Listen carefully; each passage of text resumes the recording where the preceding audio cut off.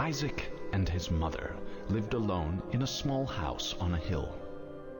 Isaac kept to himself, drawing pictures and playing with his toys as his mom watched Christian broadcasts on the television. Life was simple, and they were both happy. That was until the day Isaac's mom heard a voice from above. "Your son has become corrupted by sin.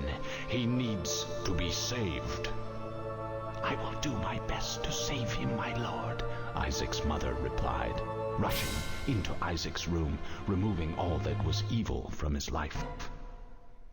Again the voice called to her. "Isaac's soul is still corrupt. He needs to be cut off from all that is evil in this world and confess his sins." "I will follow your instructions, Lord. I have faith in thee," Isaac's mother replied, as she locked Isaac in his room, away from the evils of the world. One last time, Isaac's mom heard the voice of God calling to her.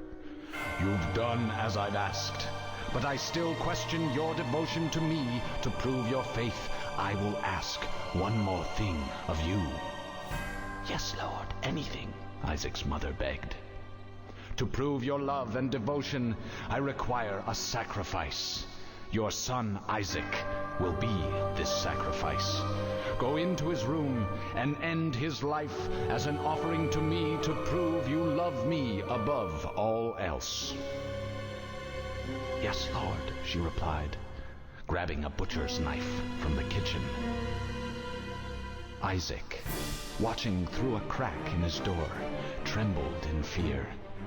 Scrambling around his room to find a hiding place, he noticed a trap door to the basement hidden under his rug.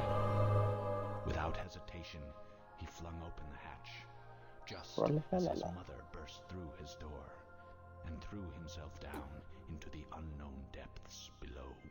Hey, we are live. Welcome to the 7th episode of Good Morning Source Gaming. Joining me today is PhantomZ2. What's up, Nintendo gamers? And also Duck Meat. What's up, gamers? Smash that like button and hit the bell, and don't forget to join my free gift card giveaway that doesn't actually exist. So how's everyone doing this morning, afternoon, or night? This morning for me, so I'm doing pretty good. I think. My parents are out of town for the weekend, so I'm just gonna be on my own for a little bit. House party? I'm not gonna do a house party. I was thinking of inviting a friend over, but I'm like, I also have to walk my friend's dog because she's out of the country too. So it's like, I can't. I'm not sure what to do. Yeah. How about you, Duck Meat? I got some work I need to finish, but I'm a fast worker, so I don't mind taking some time off to do some live streaming. Yeah. Well, we appreciate having you here. For those of you who don't know, Duck Meat is one of the key people behind Blog Theory. So we thought we would invite him here to talk about Blog Theory as well as just general Smash stuff. And, you're playing Binding of Isaac? Yes. Is the music too loud? You don't mind, it's good music. We can, turn it down. I would say it's too loud. Okay. I think turn it down. It's way too loud. Okay, guys, hold on. Let's see, where can I fucking... Oh, shit.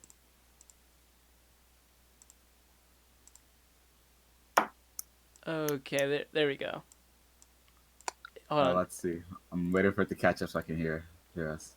Okay, maybe we should redo that because apparently no one could hear us. Nobody can hear us. Oh dang, is my voice working? Oh, it is. It is. Okay. Let's check now. Can you guys hear us now? Oh wait. Oh, someone link me, please. I think we should turn up our volume, the Discord volume. Let me. Did I swear on your free Minecraft server? I'm sorry. You can't swear on this Christian Minecraft server. Well, we are playing a very Christian game. Oh They're my gonna God. play God mode and dump lava buckets in your house. Yeah. Um, let us know how the volume mixes now. Like if the game should be up a little bit more or if it should be a little bit less. I think I need to turn down my own TV.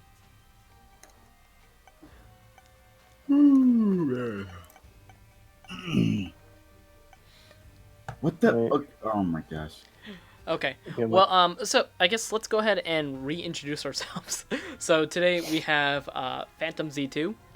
What's up, Nintendo gamers? Not as exciting as the first time. And then of course we have Duck Meat. Smash that like button and join my free gift card giveaway for Target and Blockbuster. Something that doesn't exist because the gift card doesn't exist. I think Target still exists, and there's like one Blockbuster left. Yeah, And, there's like- like one. It's like a little mom and pop shop now. Yeah. It's weird. It must be so surreal to just like, oh, you have like this big company and now just a mom and pop shop. Yeah. So, for those of you who don't know, Duck Meat is one of the key people behind Smash Block Theory. So Yes. we invited him on to talk about. Oh shit! I'm already sucking at Pine of Isaac. We're gonna beat him up. Yeah. Go get them.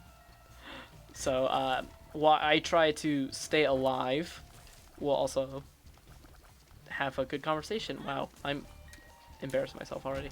Okay. Okay. So, how's everyone's week been? In terms of the week in general, pretty good so far.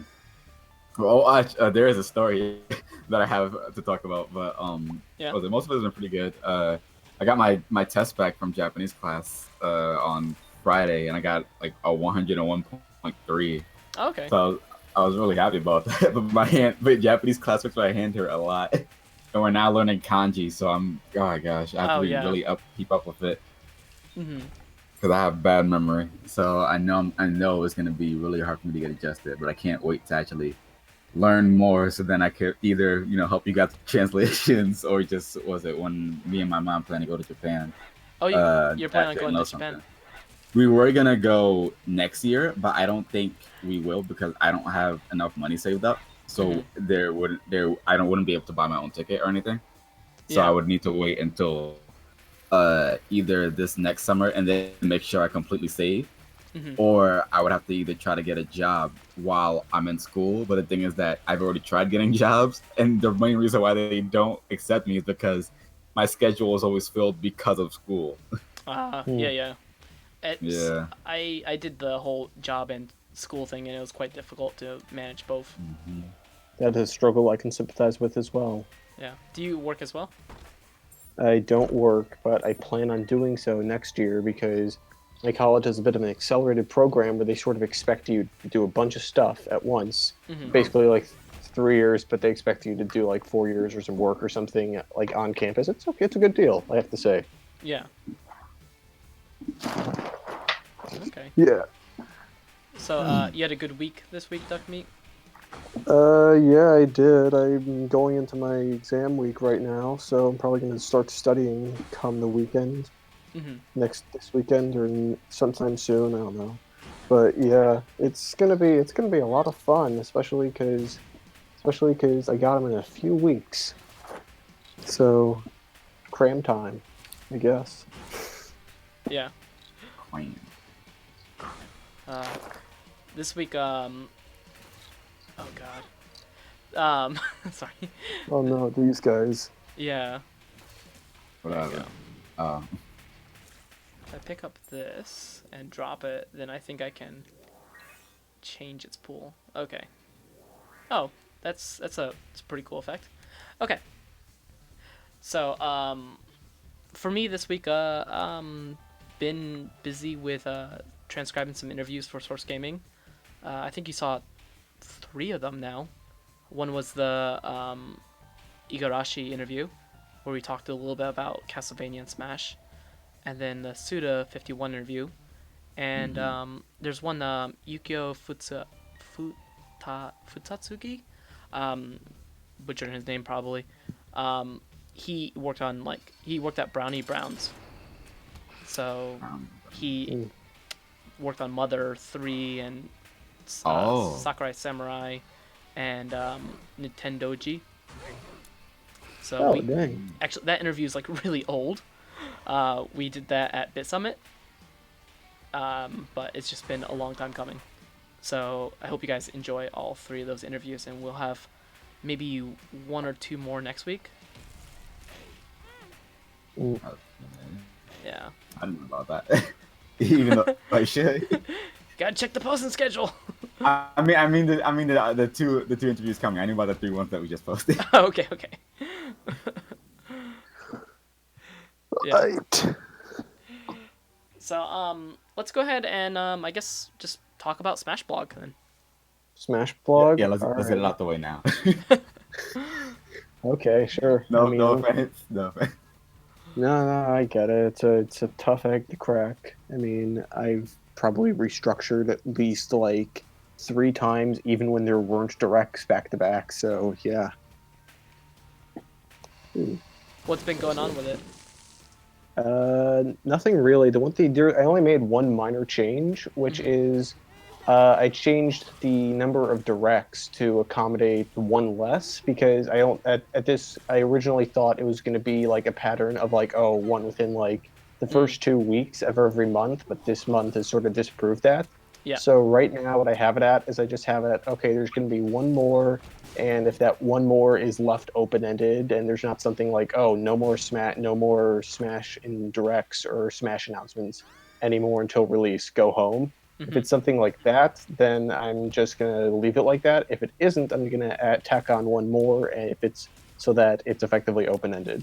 Yeah, that makes sense. Yeah. I think it's better to assume that there's only 1 left, and then, like you said, if there is more, then adjust the calculations after that. Yeah. I think that was probably the best course of action I could think of. Yeah. I was actually going to suggest for you to make a version of the calculation that assumes that there isn't 108 stages.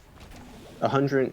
That could be something useful as well, because I'm not sure how much because I'm thinking that would just be like an assumption based on like the current stage patterns. Yeah. Which right now I think are a little less than 1 per week, but so since there's like going to be 7 weeks left, it's basically looking at a little between like 6 and 7 more. But stages have also appeared on.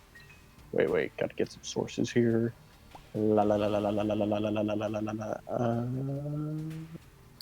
Oh yeah. So there's more. So at this point, the block theory takes into account the stages as 108 and not 103. Yeah, it's one of the assumptions I use because it's coming from Koro. As much as I'm like, I tend to consider myself a bit of a skeptic with a lot of the leaks that seem to come out of the mill, but 108 stages to me makes a bit too much sense, just because it would even out the current stage selection thing. It's Koro first off, and I think if Koro did false advertise the amount of stages in Smash Ultimate, I'm not sure that one probably wouldn't tank it, but it would probably not look very good. I mean, they've gotten Pokemon types wrong several times. Really? Yep. That I didn't know. Yeah, I think I mentioned it in the Koro. No, I don't think I mentioned it in the Koro video that I did. But so for those of you who don't know, I think we might be speaking above some people. Koro is a Japanese gaming magazine that collects. Let me pause this so it doesn't affect my time. It's a Japanese manga, like monthly magazine, and so there's a bunch of manga in it, and then they also cover some gaming news and stuff like that. It's aimed at like elementary school children, so it's not like a very serious magazine. They have debuted a lot of Pokemon information in the past, and they have a good relationship with Nintendo, but it's not like on the same level as Famitsu or Nintendo Dream or Nintendo Dengenki. And so again, it's also aimed at a much younger audience. So they had 3 or 4 pages of information about Smash in their September issue, and all of that information was related to the August 8th Direct. literally every screenshot, every thing, every tidbit was from the August 8th Direct, with the exception of 108 stages. So some people think it might be a misprint. Some people think that Korokoro just maybe got advance in knowledge or something like that. But I've been trying to keep up with Japanese magazines. In fact, I actually bought Nintendo Dengeki tonight on my way home from work, and they have nothing about 108 stages in it. So far, Korokoro is the only Japanese publication to claim that there's more than 103 stages. Yeah. And like Nerbion said, it's like Jump, but more targeted towards smaller kids. Yeah. Like just I guess just to give you an example of the type of stuff that appears in Coco, like only issue I have is like one from like last year, and it has like Beyblade, Yokai Watch, that's pretty much it.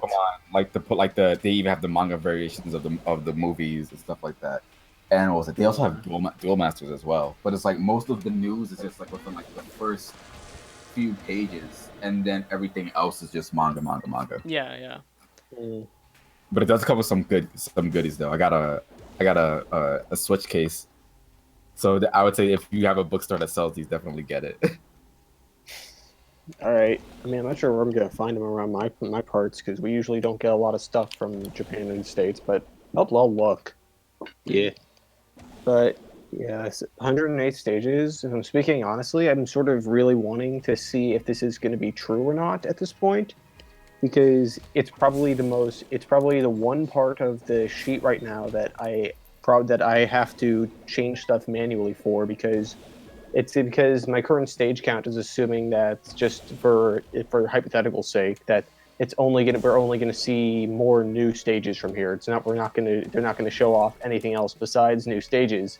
So whenever an old stage comes up, I need to ramp up my total posts by 1, which has a negative effect on some of the trends.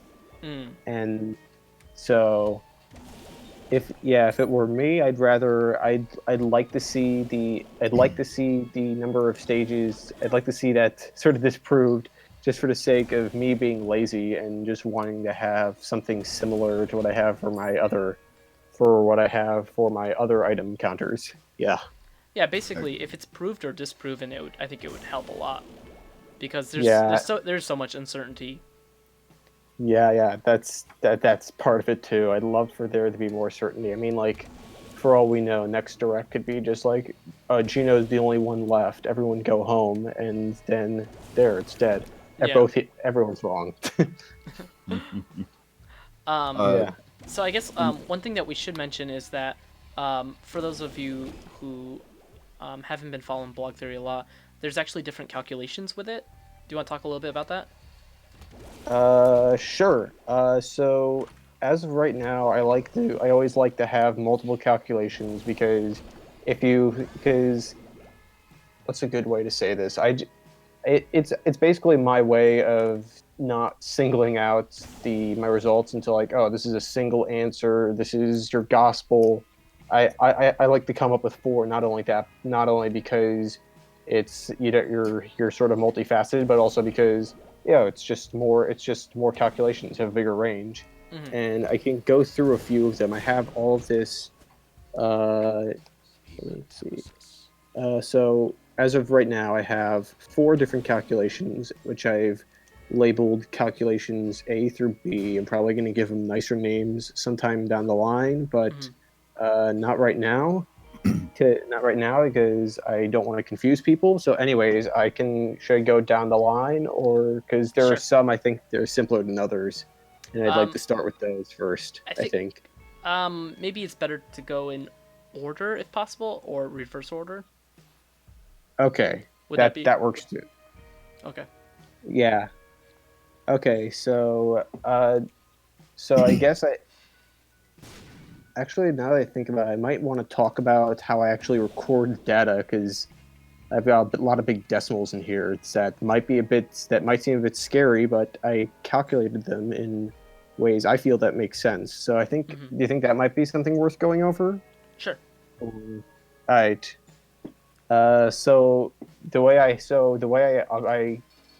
I tally down blog updates is I basically look at effectively two parameters. One is the number of stuff that actually gets blogged. If it's two things that are featured, it's one thing that's featured. Three, if it's like that, that's a number that gets factored into how many average posts I'm expecting to see per day, which right now is about like 1.1 roughly, which is factoring in some of the double posts that we've seen in the past.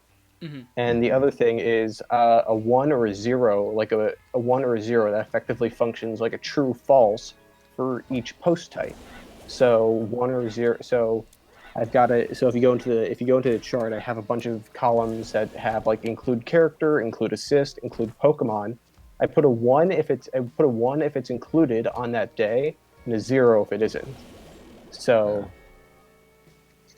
and when you average those ones and zeros, you effectively get a probability like a percent. Like for example, characters, when you average all of the ones and zeros for characters, you get around roughly like 60 like 0.59, which is about 60%.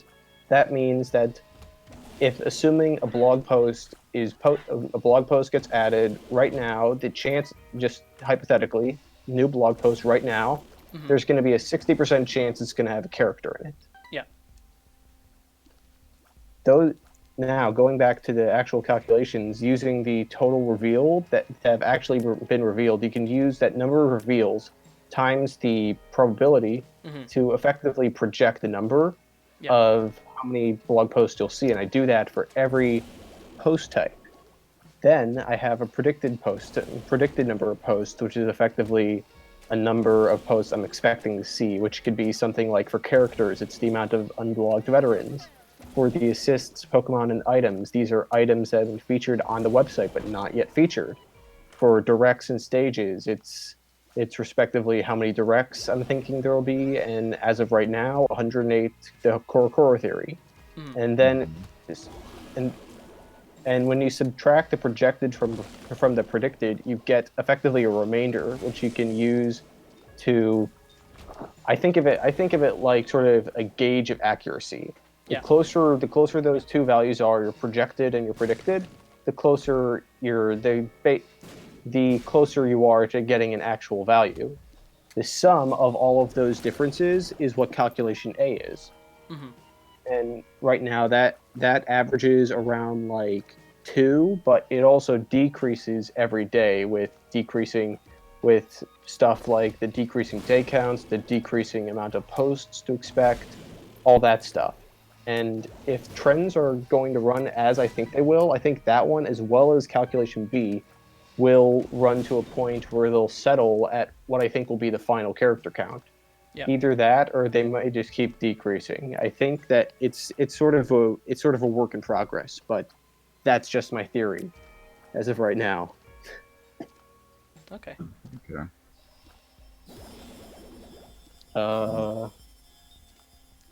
Any questions or?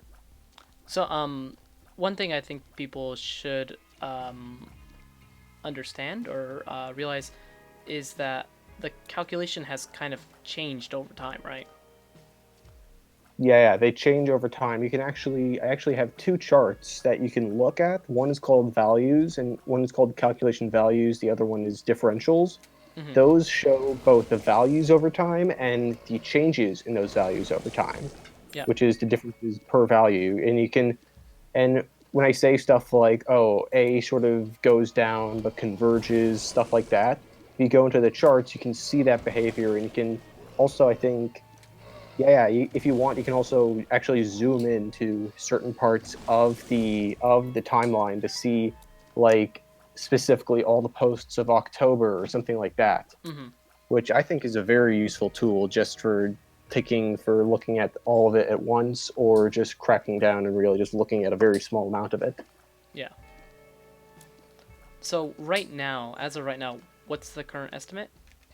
Current estimate, I'd say for my current estimates, I always use whatever values C and D usually go between, because A and B tend to be more of a minimum calculation, like a floor almost, but C and D tend to ping pong between more consistent values, in my opinion. So right now they ping pong between around 3 and 5 more newcomers, which I think maybe 6, but 6 is a bit unlikely in my opinion.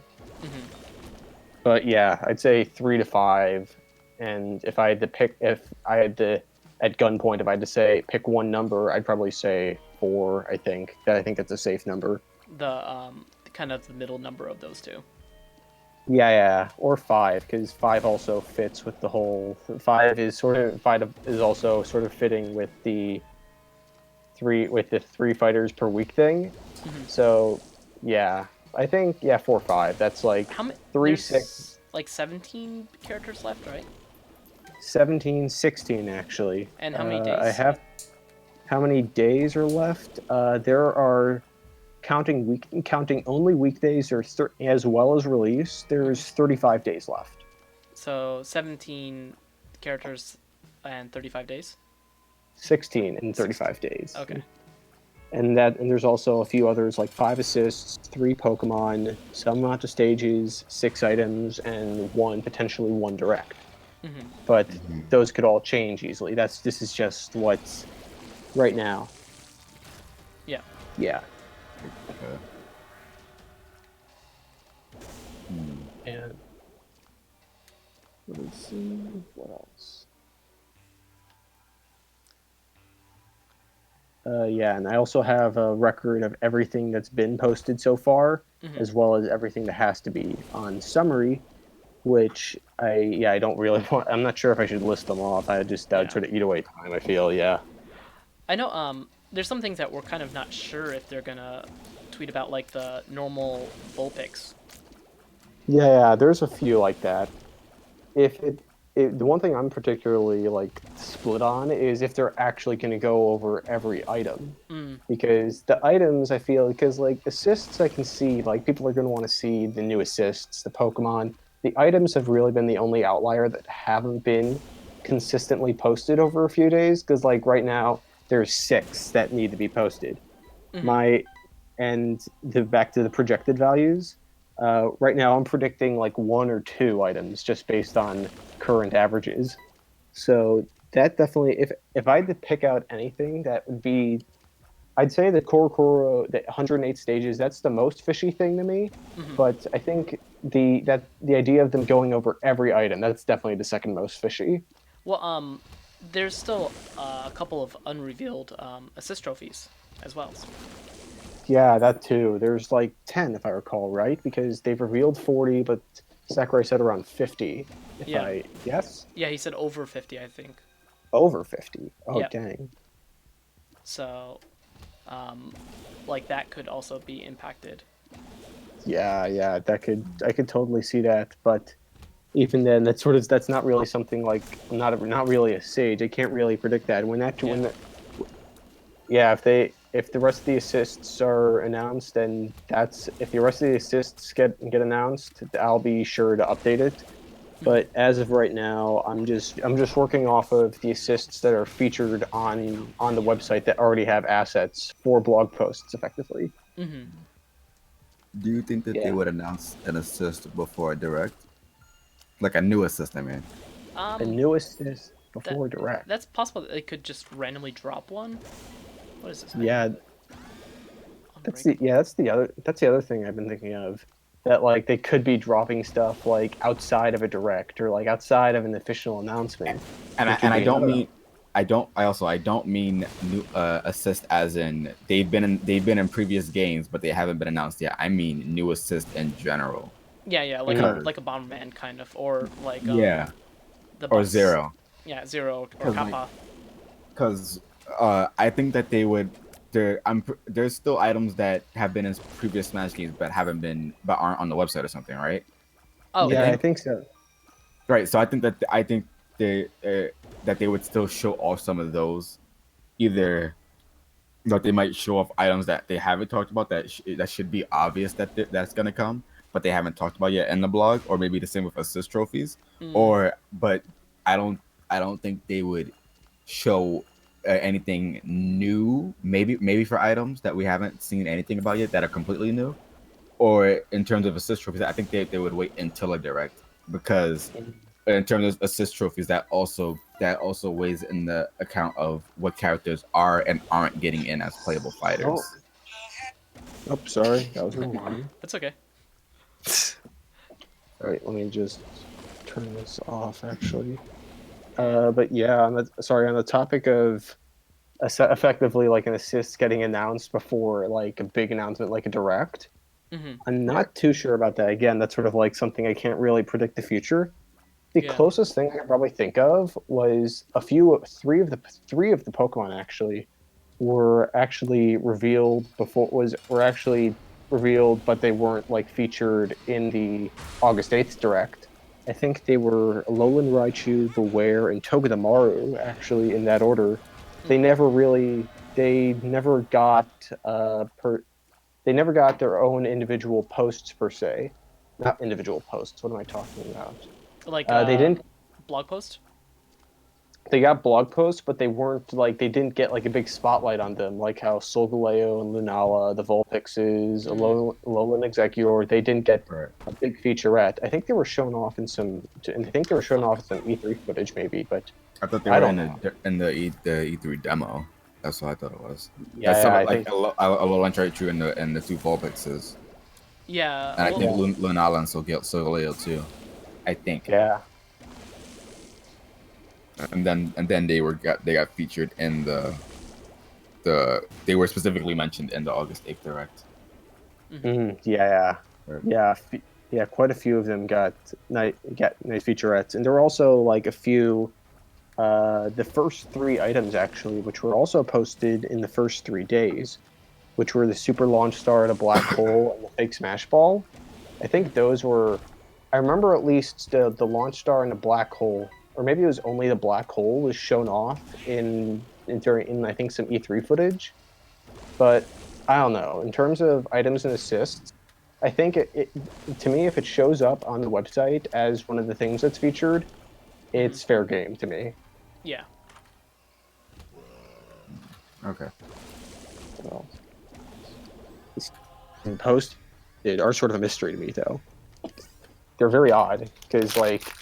It's not like a homogeneous mix. It's like it's a few new stages right now. It's been mostly old stages because there aren't really any more new stages to go over, unless you count Big Battlefield, which is technically a new version. But yeah, stages is definitely like they're probably one of the hardest thing to predict because they just did like literally assets for all of them. The random Pokemon one, last week or 2 weeks ago? The random Saffron City? Yeah, from N64, yeah. Yeah, Saffron City, that was on November 3rd. Okay. Yeah. So a little over 2 weeks ago. Yeah. And then was there one last week as well? A stage? Yeah, I'm sorry, I can't think right now because I'm also playing a game. Oh, no problem. Yeah, the stages that were posted. Well, Saffron City was on November 3rd. A week after that was Boxing Ring, which also sort of coincides with Wii Fit Trainer and Dr. Mario for the Health Week thing. And then Green Greens was this week. Okay, yeah, that's right, Green Greens. Yeah. But yeah, aside from that. Like what I said about there being like assets for only a few of the assists in Pokemon on the website, they basically have assets for all the stages on the website, so it's anyone's game. Like one thing that I was noticing was that when assist trophies were covered by like gaming magazines like Nintendo Dream or something like that, I think they were covered in the blog eventually. Really? Yeah. So like the individual assists were covered? Sorry, I'm completely not knowing. I didn't explain it that well. So like for example, like there was like pictures of like some assist trophies like trying to think right now of like Crystal, for example. Crystal. Yeah, Crystal. Okay. For example, this was early on, and she was featured in the Nintendo Dream thing, And I remember, publishing those images on the Source Gaming Twitter, and then eventually she did get a blog post. So I was wondering if there's a correlation between the images that they have available for press and the images, the assist trophies that get covered in the blog. That could very well be the case, because the date of the Crystal blog, which was, what's the 7th? Let's see here again. that was on July 5th.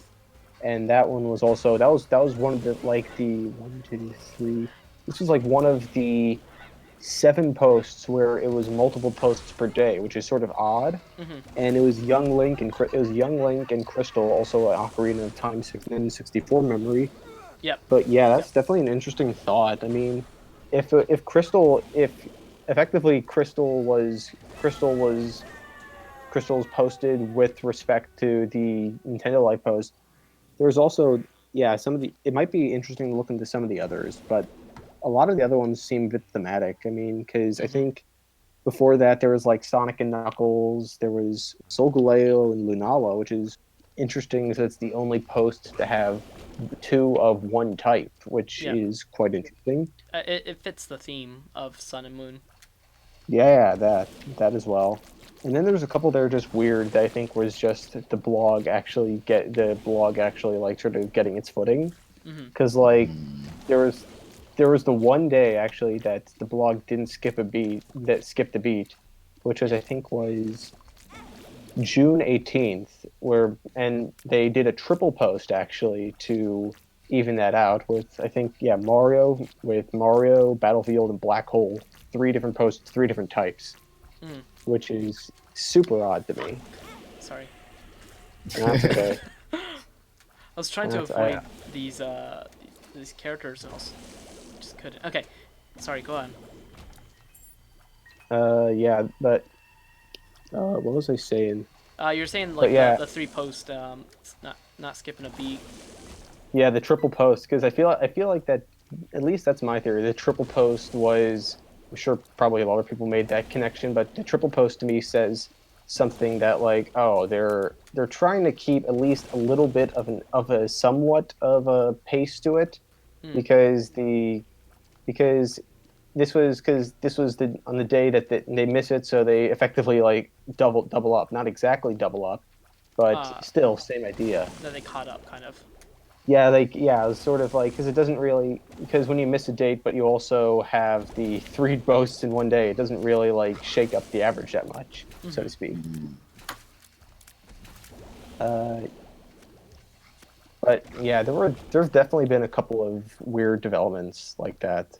Like I think one of the other recent ones was with blog posts taking up, not directs taking up blog post slots actually, or at least the content in directs. Taking those slots up, because there have been a couple like that, because like for example like the Castlevania day where there was only the music post and nothing else, they also released all of the press stuff, like the like I think some of the promotional stuff, the K. Rool and Simon CGI trailers, all on August, and on top of that, the Friday that missed the post because of the earthquake, that one was left blank because as the week after that showed, it was reserved for the Isabelle CGI trailer from the 3rd Direct since Smash. Yeah. Right. So. Go ahead. Yeah, that's that. That's all I had to think about. Yeah. So Phantom, do you have any like questions about block theory? I don't have any more questions about how about the insides of block theory. Any other questions I have would mostly be about in terms of they really wouldn't be questions about the block theory itself, just about the belief about it. That would be really it though. But I don't want to get into that. Okay. Yeah, it's sort of a weird thing. It's always been to me. It's just been like, oh, how many is some? Because it's sort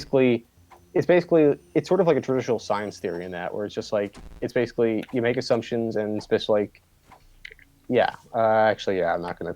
That's probably the best course of action. I don't know why I went on a tangent. Blah, blah, blah. I guess with me, it's mostly the fact of, uh, so just to make sure. At this point, you're thinking about it in the way that there are 108 stages, right?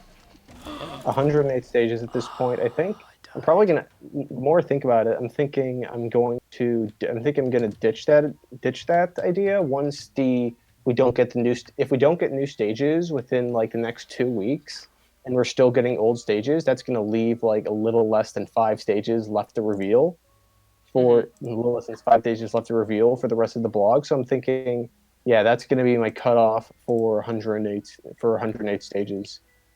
Okay. Because the reason why because I don't think there would be a reason if, let's say, if there was 108 stages, I don't think there would be a reason to hide them unless for two things. Unless if every stage that all of those 5 hidden stages are for newcomers that aren't already represented in Smash, such as like, say if what's an example? Kingdom Hearts. Just let's use Kingdom Hearts for example. Say if Sora was a character, of course there should be a Kingdom Hearts stage that and then we shouldn't know about it until Sora gets revealed. But say if there's a character like what's another character? How about Skull Kid? I guess. Yeah, okay, say for example, Soul Kick and if there was another stage, I don't think that there would be a reason to add another stage for Skull Kid for series that are already represented in Smash.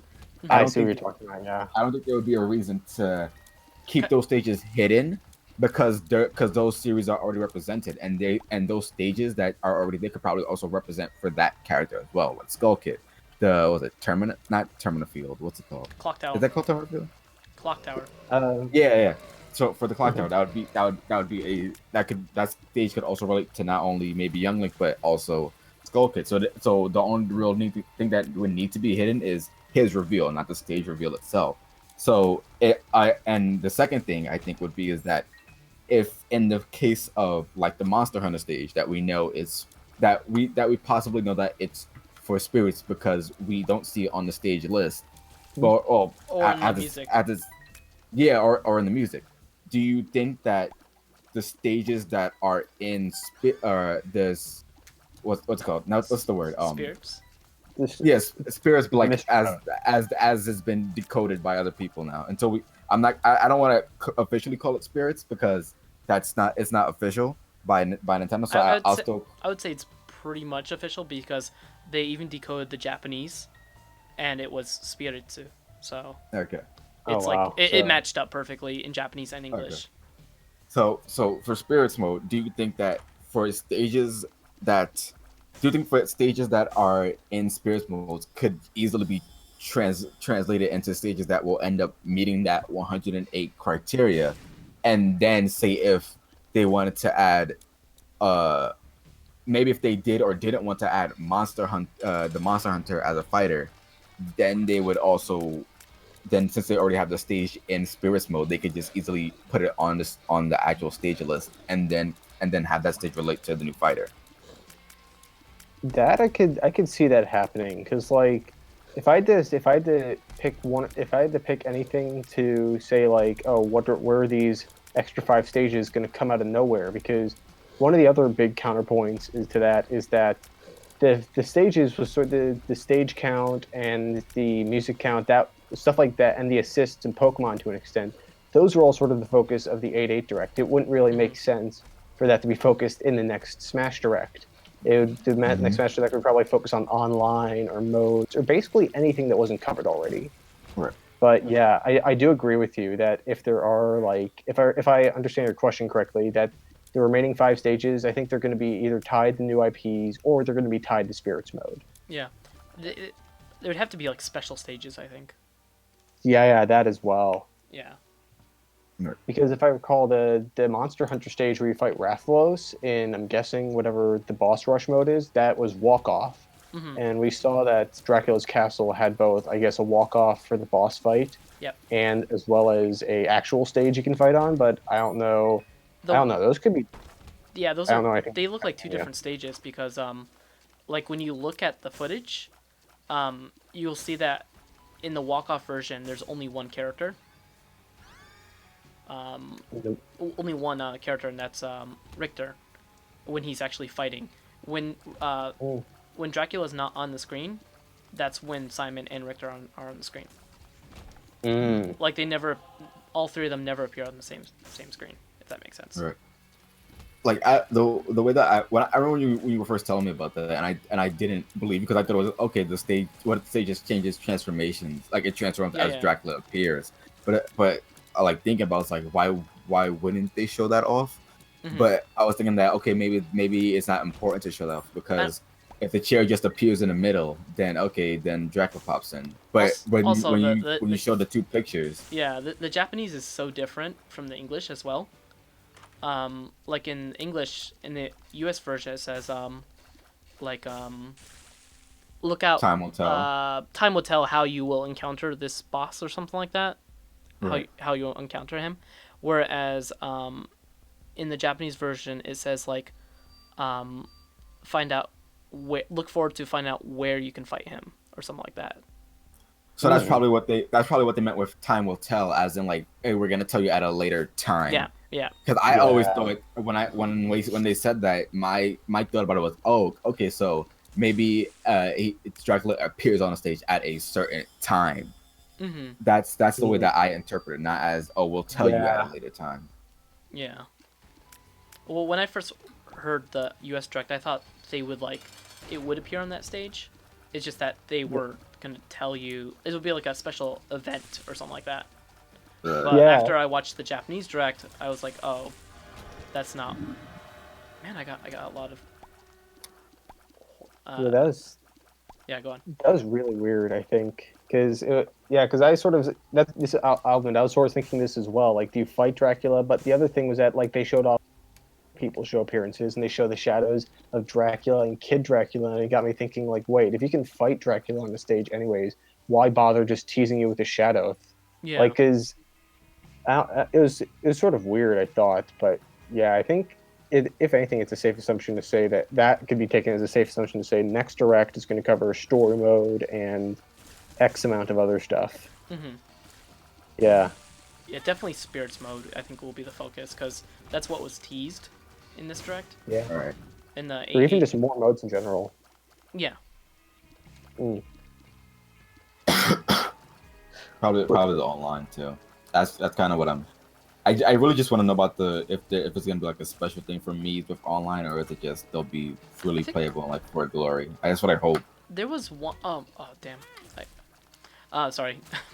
Wasn't there like one person, like one insider? I don't remember this correctly, but didn't they say like Smash was gonna be like saved for the online or something like that? Saved for the online. What would that mean?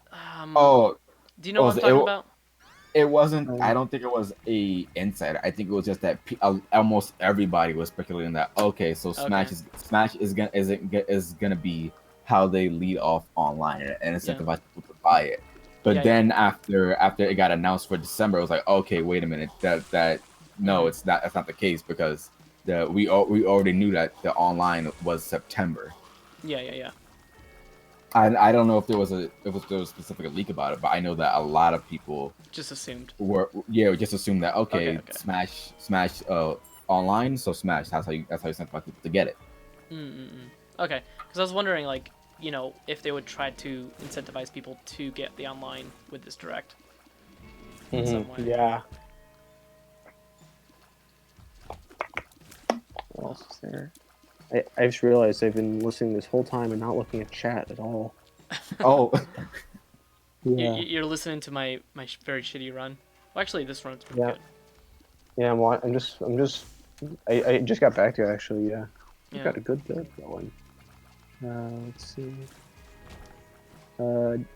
Aside from that, the other thing that since there hasn't been much changing with the calculations, the one thing that we've been doing left, aside from doing cryptography with Crunchy, is we've been also trying to like predict. We've been trying to like find dates for we've been trying to like pinpoint exact dates when stuff could launch, just out of boredom, I guess. I don't know. But yeah, there's a couple dates that are coming up that I think are somewhat significant if I had to say anything about them. Mm. Like there's the whole like for example, this upcoming Thursday is going to be the is going to be two anniversaries actually. One is Kirby Nightmare in Dreamland Mm. for possible Meta Knight post, and the other one is this is a bit weirder, so probably take it with a grain of salt. The European release of Game & Watch Gallery 4, Mm. because it never got a Japanese release at all, so I usually only go with Japanese releases Yeah. for my personal predictions. But Right. it's not. But this one's Europe only, so I think it might make an exception. If it is, it's a bit too digging. It's a bit too at the bottom of the barrel, I think. Yeah. But it also coincides with Game & Watch Lifeboat, which I think is where his recovery animations come from, or something. I don't know. It's one of his anime. One of the actual original games. Yeah, one of the and I also have for like Game & Watch. I also have December 4th, which is when Fire for widescreen launched. Yep. Which is sort of fun. But yeah, there are a couple like that.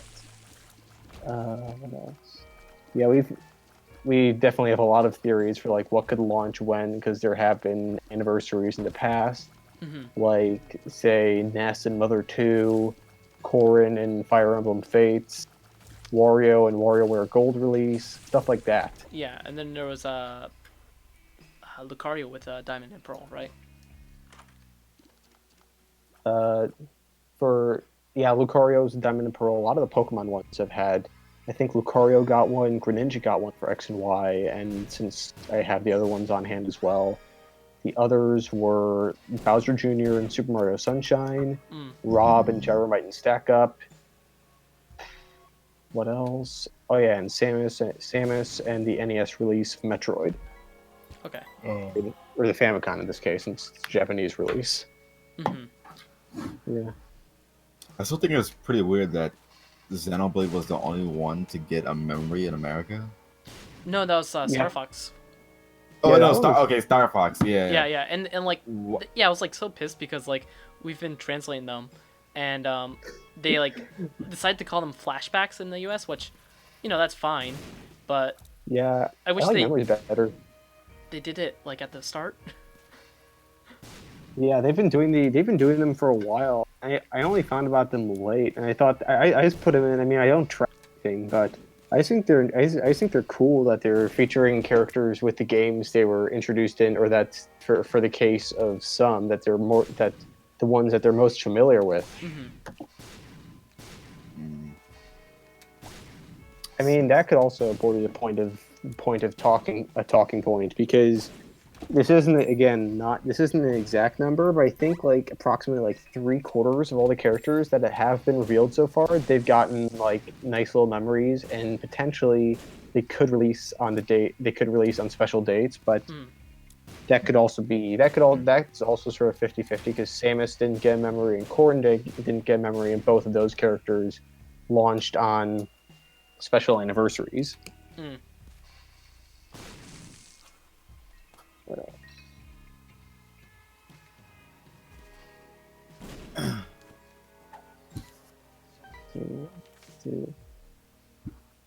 I'd have to think, but I think if there's, I mean, I'm not sure. Like, it's sort of the whole guessing, like what character will appear on what day. It's sort of like a little game. Yeah. Because there's just so much unlocked stuff. It's anyone's pick. Yeah. Yeah, it's so hard. It's so hard to try because, like, I mean, some of the days I think are fairly obvious. Like. I still think like we'll get Luigi on, was it November 8th? 8th? Was that when 8th. Luigi's Mansion came out or something? Yeah, that's when Luigi's Mansion comes out in Japan. Yeah, in that same vein, I'm sort of expecting Mewtwo or one of the other Kanto Pokemon has yet to be revealed to be shown off on the worldwide release of Let's Go Pikachu Eevee. Yeah, that would make sense as well. Ooh. What's up, gamer? What up, guys? I have the Spazzy here. I have the audio from actual YouTube on now, and it sounds awful. Sounds awful. Let me turn that off. Oh. Oopsie. So, what were people talking about? I don't know. Something about memories. Yeah. Yeah, we were talking about before we were talking about how it was weird that the only memory that was on the U.S. blog post was Fox. the Star Fox one. Fox. You know what I think was interesting, and I was seeing that actually on the blog research channel over in the Mimikyu Discord. I think it was actually Smash2 that said it. They're like, oh, well, obviously, no, characters that don't debut on Nintendo hardware never get memories, because we're talking about when Cloud was shown, and they're all like, Snake didn't get it, Sonic didn't get it, but that's not 100% true, because Richter got a memory, and his memory literally said this was the first time Richter was on a Nintendo console. Oh, but so is it? Oh, so it's his debut on a Nintendo console. I also thought Dracula X was also when Richter debuted in a game. Period. Nope, that was 2 years after Rondo of Blood, which was on the TurboGrafx Turbo Duo, their TurboGrafx CD. That's really interesting, actually, because I half subscribe to that. What I feel it is that it's not. The memories of third-party characters that aren't originally from Nintendo games, their memories will be linked to Nintendo games they appear in. So stuff like Cloud, I think, makes sense because I don't know. Cloud was sort of a weird one, but the other thing is that Ryu got a memory as well for Street Fighter 2, but this was Street Fighter 2 for the Famicom. Right. So there's that as well. And I believe they actually said Street Fighter 2 was his first console appearance, which also isn't true, because Fighting Street is a Street Fighter port that was on the once again the TurboGrafx. So I think the thing to say is that if a character made its console debut on the TurboGrafx, it can still get a memory. I think that's the logic. That's the rule. The logic to follow. Yeah. We won't talk about it, but we're cool with it. We're cool with it. NEC and Hudson Soft. By the way, special thanks to Voyager for making Duck Meat's guest icon, which now you guys can see in the chat or in the video. So what would Bayonetta have then? Ooh, where's it at? Wait. I didn't see it. It's on the stream. Yeah, it should be on the stream now. I love that picture so much. See, like that's when Bayonetta. I would think getting Bayonetta 1 and 2 as a memory makes sense. But the game originally appeared on PS3 and Xbox. But the memories don't always mean the first game. If you look at some of the other memories of like random Zelda characters, Yeah, there was also WarioWare. Wario came out with WarioWare Gold. That was I think was more of a cross promotional thing. But when he came in, we were sort of talking about cross promotional thing, like Luigi coming out for Luigi's Mansion 3DS port, Mewtwo on Let's Go Pikachu Eevee. Can't really think of any other ones. And they do primarily use Bayonetta 2's design for her. So because I was thinking that because there technically isn't a case other than like the limited edition cases, or I think there's a reversible cover art for Bayonetta 2 on Switch, but otherwise there isn't technically a case for the Bayonetta 1 Nintendo game on Nintendo. So that's why I asked. Because I know we have Bayonetta 2, which is on like Wii U and Switch. Bayonetta 1 came out on the Wii U as well. But did it have like a physical copy? Is what I'm saying. Yeah. A physical copy? I had Kamiya sign my Bayonetta 2 and 1. Oh wow. No, I'm talking about Bayonetta 1 itself. Does it have a physical copy? The physical copy came with Bayonetta 2, and then you could buy it individually digitally. I mean, I think that counts. Yeah. Yeah, I don't know. Yeah, it was official. It was it came out as like a limited edition in Japan. I know that's for. I think that was for the Switch version and the Wii U version of Bayonetta 2. They both came with download codes for one. With Bayonetta one had a physical disc for this for the Wii U. For the Wii U. For that console, I forgot. Yeah. Wow. Okay. And it's only in the limited edition. Yeah. Because once they came out with the normal edition, then that one did not come with a physical one. Right. Oh, and I was mistaken. I made Kamiya sign Bayonetta 2. Mm-hmm. And that's because like he always complains whenever people talk about Bayonetta 2 to him. Oh, because he didn't direct He didn't direct like it. that? Yeah. Oh, Oh, man. Okay. I made a terrible mistake this run. I should not have gotten the Dr. Fetus item. I've never played Binding of Isaac, so hearing that is pretty questionable. I play it a lot. I love it. It's probably one of my favorite things I got physically for the Switch, but it's one of those games I don't play often enough to like know like, oh, Dr. Fetus, I know what that does. It's the one that gives you the bomb shots. Oh, that's actually quite nice. I love the abilities. Yeah, it's a good like ability, but then sometimes like you'll just explode yourself. God, I'm really bad at this Sometimes you game. just explode yourself. All over the place. I remember the first time I beat Satan. I think I got like this super overpowered ability. I forget what it was, but it basically makes you immune to anything that's a projectile, and it was the best run ever. All right. So you guys, we've talked about Smash for about an hour. You guys want to move on to something else? Oh, I've been playing Soul Calibur because I'm reviewing it. Yeah. Yeah, I haven't read anybody else's reviews because I'm reviewing it. Yeah.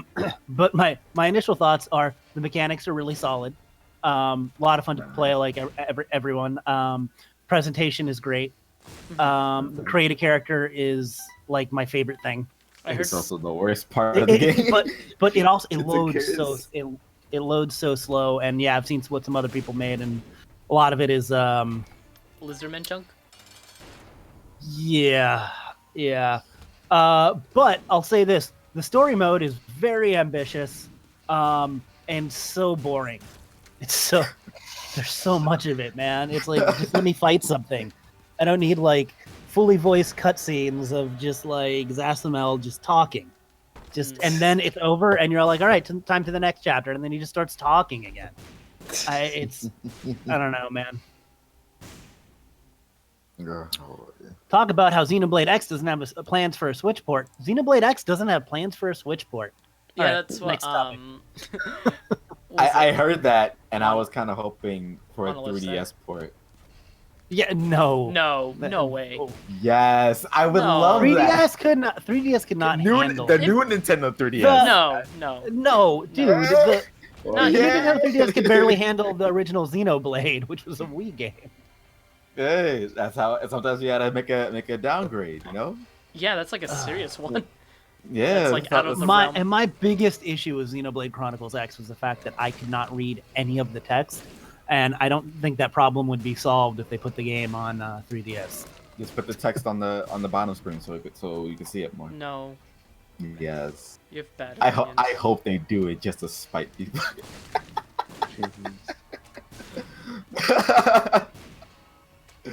Oh man, there's so many freaking evil things that I think like what if they made Gino an assist trophy instead?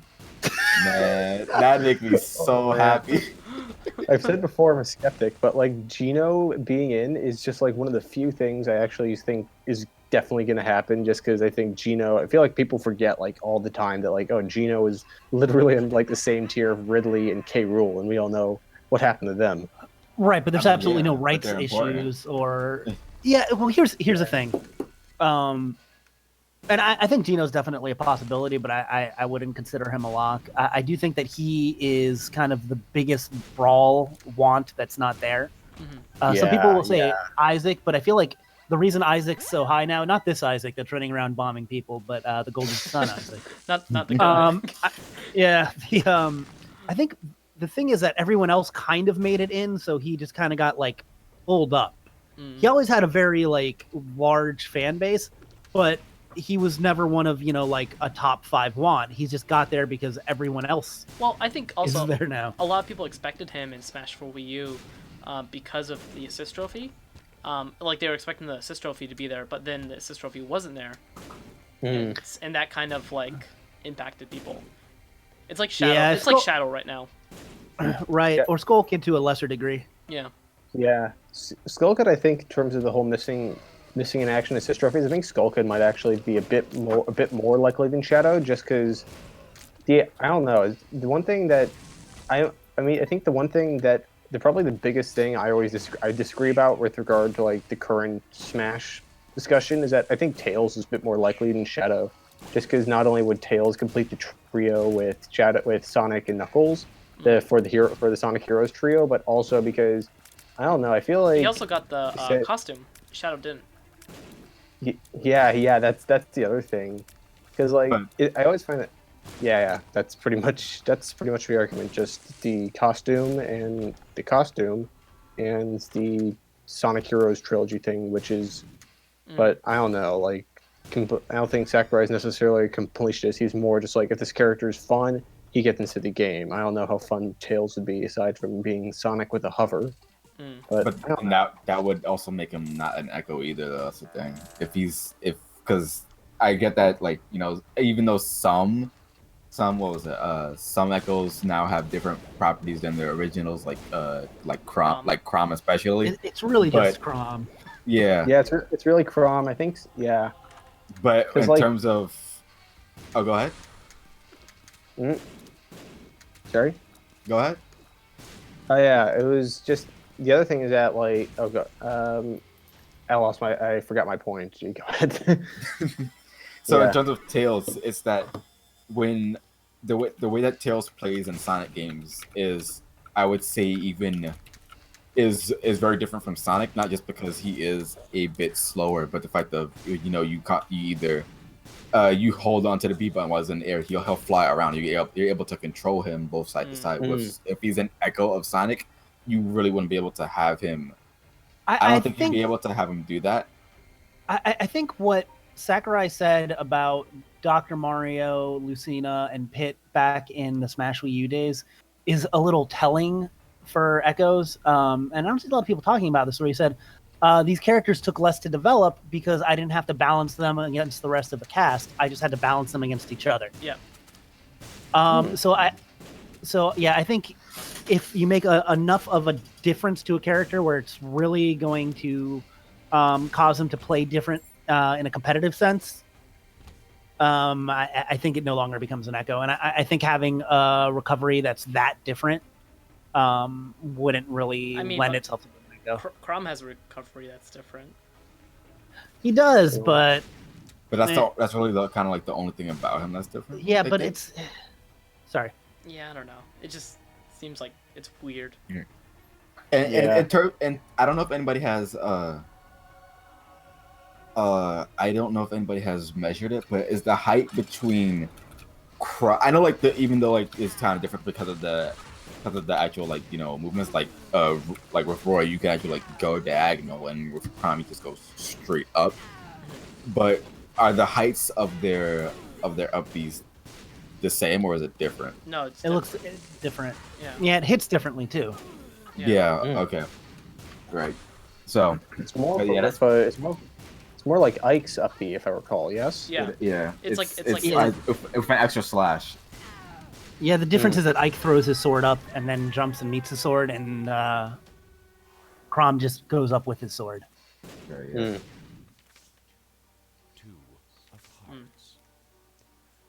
How did we circle back to Smash?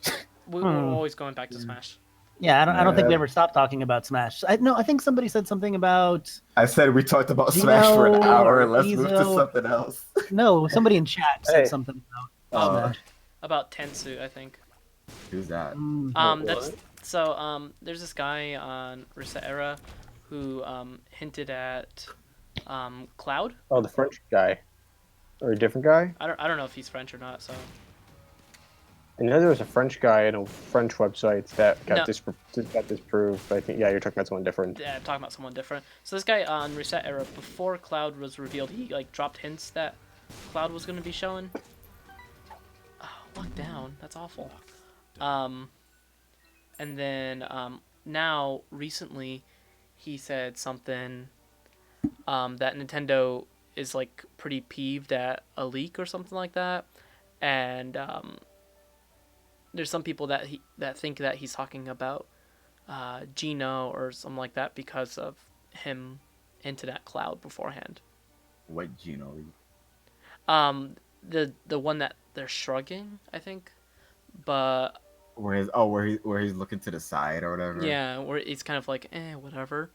That And looks so that's bad. I mean, and that's how I feel about that Oh, that image God. because I'm not very confident in it. The origin of that image, as far as I understand, is from a 4chan leak that also included Banjo and Dixie Kong, which had like the sausage fingers. Oh yeah, I remember that. Yeah. So God. I mean, I'm not very confident in it. man, Yeah, Dixie Kong. I feel like Dixie and Bandana Waddle Dee, if they're not in the game, are going to be the The next just like Ridley. the real. Yeah, they're the two that from because I feel like a lot we're reaching back a lot towards Brawl speculation for this with characters like Gino and Isaac because they've been wanted so long and because we finally got like characters that were super wanted from then in Ridley and K. Rool. But if you look at what people wanted at the end of Smash 4 speculation, like they're the two that really stand out. That being like, oh, they're the ones that everybody wanted that still aren't in. I know, especially, oh, man, god damn it, these bombs. Japan really wants a Kirby rep. Yeah. Yeah, like, Yeah. anytime that you go on, like, a Japanese forum, it's like, we need more Kirby. Wow. I mean that doesn't surprise me because I remember when I first played when I was like first playing Superstar Ultra, when I like the copy abilities to me really just sort of harken back to like at least a little bit of how Smash plays. I mean, Kirby even has a Smash copy ability in Amazing Mirror and Robobot. Yeah. Well, also, like, Japanese people just really like Kirby. It's a much popular Yeah. series there. It just it you know, was that appeases Japanese senses or Yeah, feels sensibilities. sensibilities, you know. Yeah, it's I don't know. I still want Isaac. Sometimes I feel like I'm a little hard on the character. I just like I've said this a couple times, and people are all like, "That's not fair." Blah blah blah. Look at all of the reasons. I'm like, listen, if everybody who wants Isaac in Smash went and bought the Golden Sun DS game, he'd probably be in Smash. Yeah. You have to get it now? Oh my! Well, no, because Dark Dawn sold like terrible. Well, it didn't sell terribly, but here's a statistical fact. The third entry in a series that was a million seller on the GBA and had all this pent up demand on it. And I know that it came out towards the end of the DS's lifespan. I think the 3DS might have already even been out by then. But the game sold worse than the first Xenoblade. Really? How much does the Yes. first Xenoblade sell? The first Xenoblade sold, I think, around 800,000 copies around there, and it's sold Dark worse Dawn than sold that. it sold about 700,000. And every game in Golden Sun has sold less than the last one. Like I understand why they weren't putting money into it. Like I feel like that's where Nintendo fans and Golden Sun fans needed to kind of put their money where their mouth was and be like, no, we support Isaac. Let's all go out and buy. Like a minute. And like I think they haven't released it on Virtual Console, did they? They released the first two, the GBA ones. Yeah. Sorry, Ooh. sorry. I might need okay. to. I might need to drop out for a minute. Okay. No problem, man. Yeah, I might need to. Yeah, it was nice. It was nice talking to everyone, but we gotta do some group work right now. So yeah, All right. Well, thank you Alright. for joining us. yeah, no problem. Have I a good enjoyed day. Thanks. Later. See ya. Bye. All right, now that he's gone, blog theory, am I right? Okay. No, I'm joking. Yeah. I was gonna do it, but you took it. Sorry, man. Next time. Oh man. Yeah, I know you guys talked about Smash for a long time, but A, we're Source Gaming. We talk about Smash. B, Yeah. I wasn't on, so that's why I was just like, Let's not talk about Smash ever again until Smash comes out. Or no. until Let me money just let comes me out. finish my Isaac diatribe. So, no, and like I said, I want Isaac. It's just that it's I remember when I was talking about Shulk versus Isaac back in Smash for Wii U and 3DS. Like the difference is the trajectory of those franchises. Golden Sun was kind of going down, and Xenoblade was going up. Mhm. And at this point, Camelot doesn't seem to really want to go back to it or have the capabilities of going to it on an HD console. And to just have like every other character, like you can talk about K. Rool hasn't been around in forever, but Donkey Kong's like a living franchise that's still huge, still very popular. True. And they can bring him back for the main franchise at any point. Right. Like if they brought Isaac back, it'd be weird if they weren't planning on doing a new Golden Sun at any point. I'd be cool if, like, once again, I'm not saying that he's completely dead. Completely out of the picture for Smash, or that they won't do a new Golden Sun. I think that Golden Sun is a franchise that could be more of a traditional JRPG for. I like to put it this way: if Nintendo kept Golden Sun and Xenoblade as their flagship JRPGs, Xenoblade would be the Final Fantasy, where it gets more modern and more experimental, and Golden Sun could be more of the Dragon's Quest, where it's traditional and they update it, but they always try to keep it kind of true to the roots of the genre. So I would love if Golden Sun was around to fill that slot. And I was a big fan of the first two. I'm another person that actually didn't play Dark Dawn, so it is literally my fault that Isaac isn't in Smash. He was one of my most wanted in Brawl, and I still wanted him in Smash, and I still want him to this day. I don't know, like all of the evidence that people give me are like, I'm sorry, I understand, like I don't know, it doesn't make sense for me to think that he is in the game. I feel like maybe if the game had a bigger base roster, and once again, this isn't based off of any theories or anything, but it's based off the fact that at the most, maybe we could get 4 characters, 5 for base game at the most, no matter what. I feel like, and I just don't feel like Isaac fits that. On the other hand, I mean, I guess he did probably do very well on the ballot, so who knows? But yeah, everyone else, like even Gino, Gino's biggest problem is that he's third party, but he's still part of Mario, and he's part of a really big. The legacy of Mario RPGs is very big and stuff like that, so I could totally see him get in. But I don't know. Sorry, that was a little. Oh, hey, somebody's calling me. Okay, I'm gonna hang that up. So a few questions. I was gonna talk about the trademark because there's a couple questions about that. Trademark. So Golden Sun, there's a lot of reports recently that their trademark was renewed, and I just want to talk a little bit about trademark in Japan in general. So for the past year, Nintendo has been really hawkish about renewing their trademarks, and that's because of their whole issues with Marika. Marika is a Japanese business which lends out carts to foreigners mainly, and they can dress up in costumes and ride Mario carts around the streets of Tokyo, Okinawa, Osaka, and stuff like that. And Nintendo, obviously doesn't like them using Marika because Marika is obviously the Japanese shorthand for Mario Kart. So they tried suing them, and they initially lost. And that's because the court said that they didn't have the proper trademark for it. And so after that, Nintendo has been really, really hawkish with trademarks, and has gone out of their way and renewed a bunch of them. Why don't they renew Custom Robo then, or whatever it's called? So with Custom Robo, I don't know. I guess they have just no plans whatsoever, or maybe they the way that trademarks and copyright works they're two different things. And I'm not a lawyer. I'm only interested in this.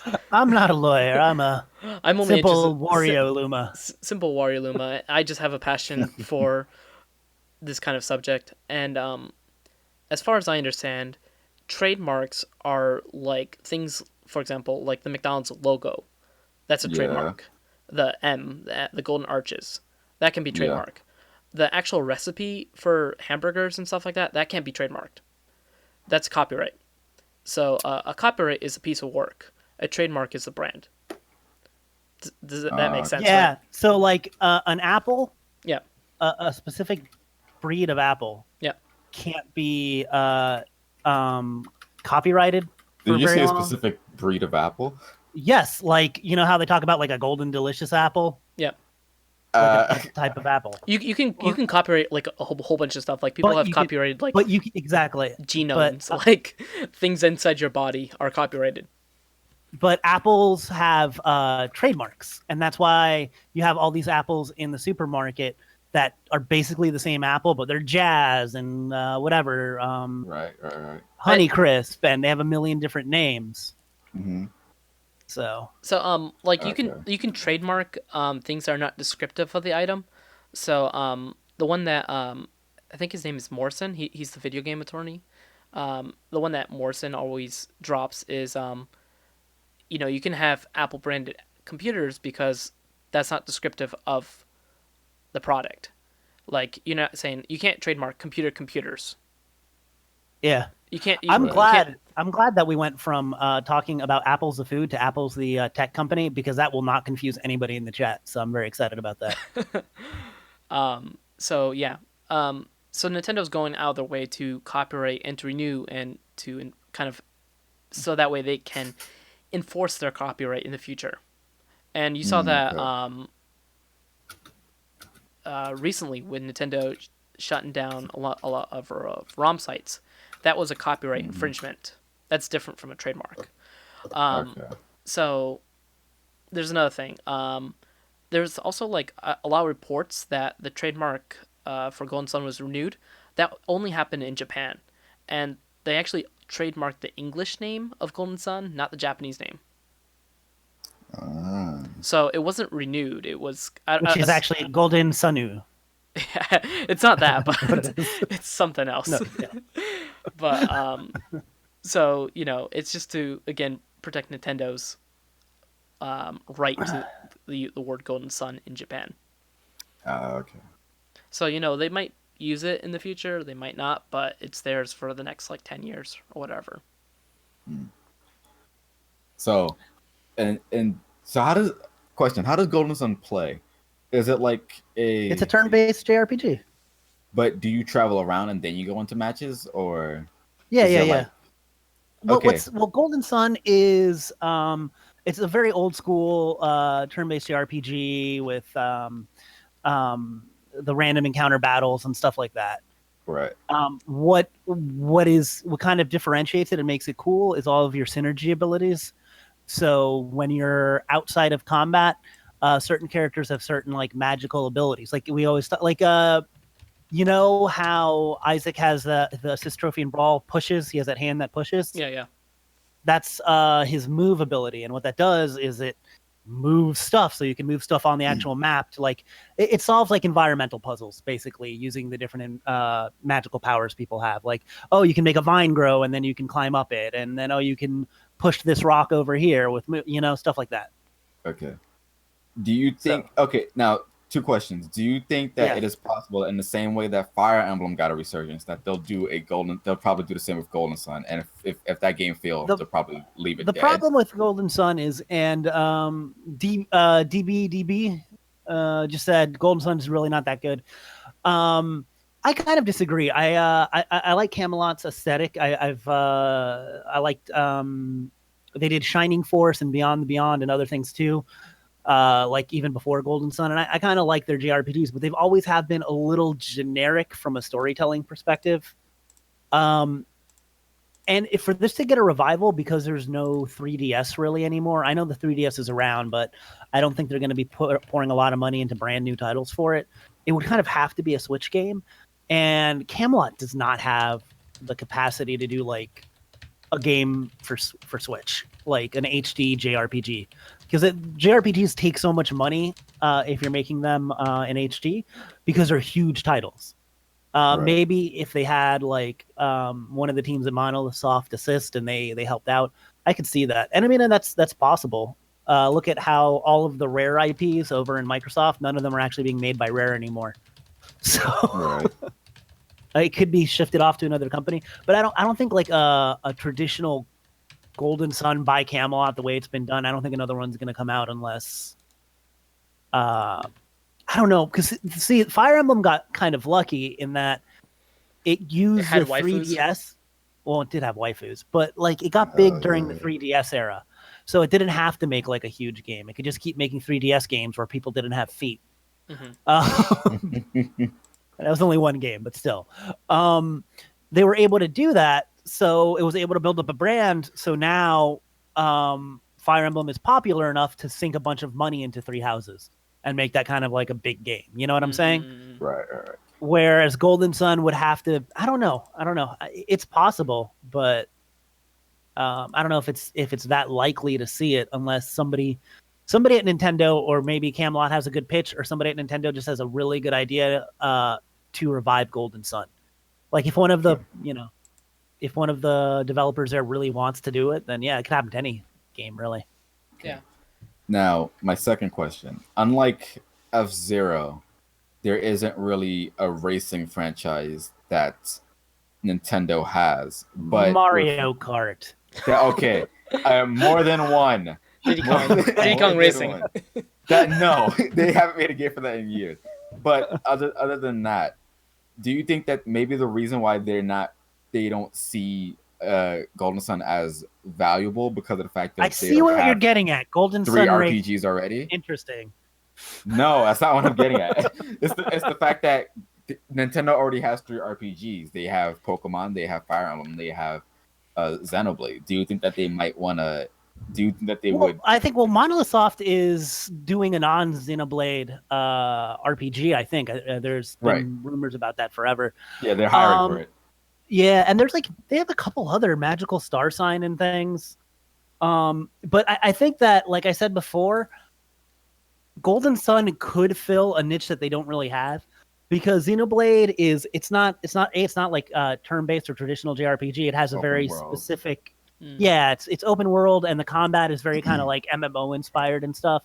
And even the aesthetic, like I said, skews more towards the sci-fi type of like JRPG, whereas this is very like European fantasy, like traditional old school, like I said, kind of like Dragon's Quest, anime inspired looking JRPG. So they I think they could have a more traditional JRPG in their stable. Like I said before, it's a difference between Final Fantasy and Dragon's Quest. Like Nintendo could totally use it.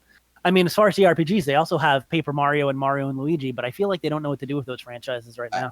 I personally don't consider them JRPGs just because, I mean, they're made by Japanese developers. I get that, but it's kind of like I guess people have like me have that stigma of that. Oh, it's not just that it's not anime, but in the way that I guess Xenoblade and the way that Xenoblade and Pokemon is, even though some people still don't even see Pokemon as JRPG, the fact that you can, I guess, customize a lot more, the fact that and the fact of there's more anime-ish with the way that it presents. Well, itself. I mean, if have you played the first 2 Paper Mario games? I haven't played a single Mario RPG.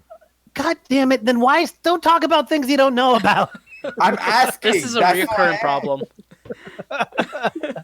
That's why I asked. I don't play a lot of games, so I have to ask. Play Paper Mario: The Thousand Year Door and Wario Land. Play Wario. But no, like if you like JRPGs, play Paper Mario: The Thousand Year Door. That's probably my favorite out of all of them. I'm not really big on the Mario and Luigi games. I know people really like them, but I like how Paper Mario, you more have your it's more like, I feel like you have more of a traditional party. It's not just like Mario and Luigi all the time. It's more like a JRPG party, like, hey, here's my buddies, we're going around, my partners and stuff. But yeah, who doesn't see Pokemon as a JRPG? I think of Pokemon as a baby game for babies, Nerbion. Okay. Yeah, I a lot of people didn't even consider Pokemon as a JRPG until Sun and Moon because of the fact, not just the art style, but the way that it presented itself with its story. Can we talk about Masuda's comments? Oh, for the interview? Yeah. Can we talk about those? Yeah. Where he was basically like just shitting on like all the hardcore players. Wait, what do you mean by that? He was I don't recall that. Yeah, he was like saying like, like I feel bad. This is not his exact words. Like something like, I feel bad that for some people, the idea of fun is just running around hatching eggs and stuff like that. Okay. So it was the I read the article and I don't remember exactly what it said, but basically it was that they really wanted to. When the question of were they going to add a Johto or any other Pokemon to to Let's Go Pikachu and Let's Go Eevee, or the fact that certain Pokemon who have pre-evolutions in Pokemon and Gen 1 won't have them in this new game, even though they already are pre-established by it being in a different generation. The fact that why they didn't add them was because they only not just wanted to focus on Kanto and those Pokemon in general, but it was also the fact that they realized that a lot of people, when it comes to Gen 2, they really do focus on on running around and hatching Pokemon more than just other aspects of the game. So they really wanted to focus on that. Yeah. You know what other JRPG franchise Nintendo has, even though it's dead? Mother. Zelda? Yeah. What, Zelda? Zelda's an adventure title. Anyways, Earthbound basically. I mean, I feel like Pokemon was very much built off of what Earthbound and the Mother series established. Mm-hmm. And if you look at it was created by Ape Inc. No, I'm saying I don't know. I don't know about that because I haven't finished playing Earthbound. Oh, I was about to say, like, it's very much. I feel like it's not like in any way a continuation. They're very, very different types of titles. Obviously, Pokemon and Mother, but I feel like you could definitely see, especially in the early titles, that they were created by the same development team. We didn't get to finish the other Masuda answers. Oh, he also said like basically kids nowadays, they don't want a difficult game, so we make it easier and stuff like that. And that we kind of like streamlined everything so that way it's just like an easy experience. That's oh man. I feel really mixed about it because in some ways, yeah, I see what he's saying, and I wish that wasn't the case. But it's also like, and with I get that this game, although they say it's a game for everybody, they really also have said this game is mostly for kids. Yeah. And it's like, okay, I can't get at them for that because you want to introduce these new people into what's already established, and with that you have to make it. You kind of have to dumb it down for them. Yeah, but I mean, so like that the biggest like selling point of the game is like the nostalgia, I think, for a lot of people, because it is basically a Gen 1 remake on a modern console. Yeah, even though a lot of people are going to say it's not a remake, in essence, basically it is. It is a remake because they've already established that it was basically a reimagining it's a game of Yellow that takes all of the elements from Pokemon Yellow and redoes them for a modern console. That does not make it So it's Pokemon Heart Gold and Soul Silver. It's a redo. It's a redo, not a remake. It's a redo. Yeah. Very different, guys. Come on. Yeah. So, I mean, like, the fact that they're, like, they're obviously catering to that older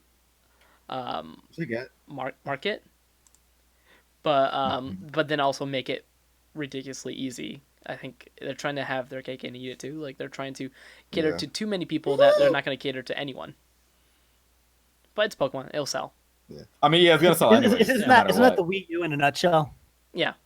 The Wii U is Wii U the game. Mm-hmm, but that's the thing about it. Another thing about the interview was that we'll consider when I asked the question of if they would do more future games like Let's Go, like for Johto specifically. Mm-hmm. The question Masuda responded with, if it sells well and people like it, yeah. I'm very worried in the fact of if with that statement will they ignore the fact that if it will they ignore the fact of whether people like it and go more in favor of it's so well, so let's do it again, or will they actually like listen to? I mean, Nintendo's they do listen to like online comments and stuff like that, right? Like you can look at like how they evolved Paper Mario based on their responses from was it not Club Nintendo? Yeah, Club Nintendo days when you filled out the responses. Mm-hmm. People they like the paper element, so they focus more on that and stuff like that. Yeah, I think they tend to focus more on the Japanese comments more than the Americans. But And like, what was it? I did back with the what website? What YouTube channel was it? It was maybe it was your or it was another website where they went to Game Freak's Pokemon's offices, and they saw the comment about like what was it about how some fans have asked for like a more like kind of open world type of Pokemon game. I don't know if that was a Japanese comment, but it does kind of also show that they're listening. Mm-mm. And I don't think I'm kind of not a person who would. I'm not that I wouldn't support. I still buy a Pokemon game no matter what Pokemon game, but I know how I would feel about an open world because that changes so much of what Pokemon already is, and they've never really gone out of that comfort zone in terms of changing up the type of games that they make. It's kind of they've all been the same in terms of at its core, but they always build on top of it. To make an open world Pokemon game, that's less of building on top of it and more of going a completely different route. Yeah. Which is why when it comes to hearing feedback, of course, that's not less of a feedback on a game. That's more of a feedback of how a person wants to see their franchise go or make an attempt to at least try. In terms of feedback for Pokemon Let's Go, of course, there's gonna be like big publications that really like the game and who have good things to say about it. I just hope that they don't conflict that as a majority. I mean, I should put my cards on the table. I'm a big Pokemon Go fanatic. Like, I play it almost every day for maybe like 10-20 minutes. Well, I mean, if you don't play every day, you'll never be the very best. That's right. Like no one ever was. So I don't play as much anymore. I've gone in and out of it. I've recently gone back and into it after Mewtwo was in the raid battle. And so yeah, I like Pokemon Go. I don't think the mechanics of Pokemon Let's Go is inherently bad. I think it's just that fact that it's probably going to be too easy, and it's probably going to have a lot of hand-holding. I'm really worried because if it doesn't have a lot of post content, I'm afraid that I might not like it, and it might be a waste of money, especially because that's just like what to get the Pokeball Plus. Listen, maybe you know what? Don't buy the game. You've played a lot of Pokemon. How about play any of the other dozens of video Wario game titles? That's not how it works. I'm a Pokemon fan. I have to play it. Listen, you don't understand. I'm gonna buy Pokemon Let's Go Pikachu and play it with my girlfriend. It's gonna be really chill. The game doesn't have to be for you, Phantom.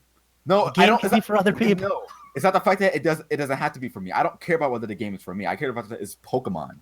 That's what it is. I know that I'm not the target demographic. I understand that. My issue. Do you play all the Pokemon spin-offs too? Do you play like the Mystery Dungeon? I haven't played all of them. I play some of them. I haven't played. Okay. I've only played a little bit of Mystery Dungeon. I've played Battle Revolution. What was it? I had the PokePark games. I sold them because they were pretty rare and I got a lot of money for them. I sold Xenoblade Chronicles twice because I bought it twice. Oh, yeah.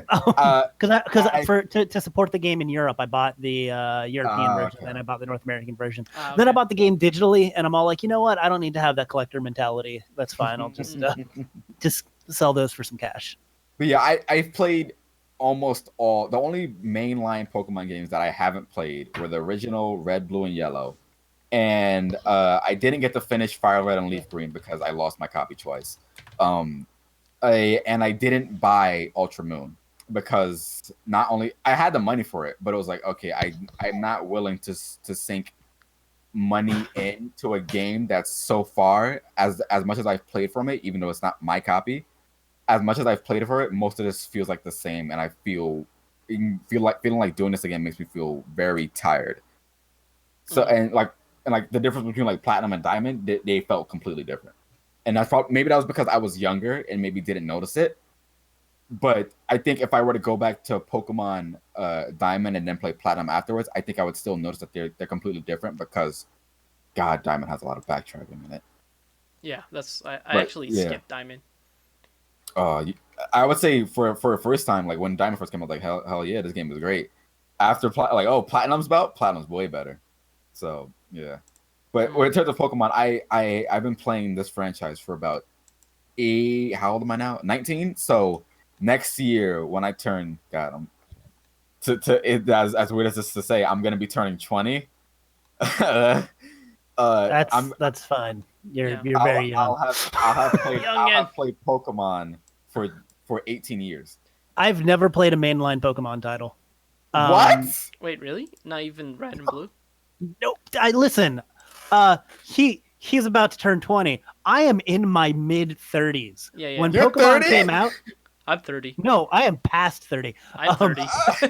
He's 30. When Pokemon came out, I was in high school and I was not the target demographic. And I'm like, meh, I have other things to play. I'm gonna go play Final Fantasy on the PlayStation 1 and Resident Evil and Ocarina of Time and whatever. I don't have time for like random Game Boy games. And then because it was focused all the marketing so much just on young children, I just never really appealed to me. And then I just never got into it. Like there's been a bunch of times, like I almost played Black and White where I was about to do it, but like, no, I've got something else to do. Just never got around to playing a Pokemon game. Man, you missed out on Black and White. That was almost my first one. Damn. Black and White was really good. Yeah, Black and White was much better than Sun and Moon. I also have no nostalgia for Banjo-Kazooie for the same reason. My girlfriend just gave me like a very disappointed look. Sorry. Like it was just, I don't know, the aesthetic of Banjo-Kazooie. Once again, when you're like 15 or 16 years old, you're like, no, whatever, you know. Like it just That's didn't so really weird. appeal to me. That's so weird to hear because I know people who say as they grew up they fell out of Pokemon, but it's like I've never fallen out of Pokemon. I've never fallen into Pokemon. Yeah, but like as a person who's been playing it since like they were like 2 years old or whatever, I've grown up with Pokemon and I've never been tired of it. And I guess in terms of like when people say, oh, I'm older, I wouldn't play that kind of kiddie stuff.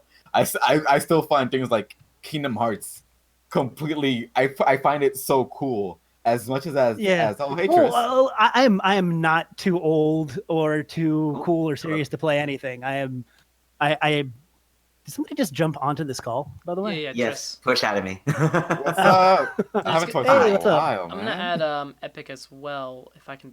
Oh snap! We got a party. Epic, what's your Discord name now? You keep changing it.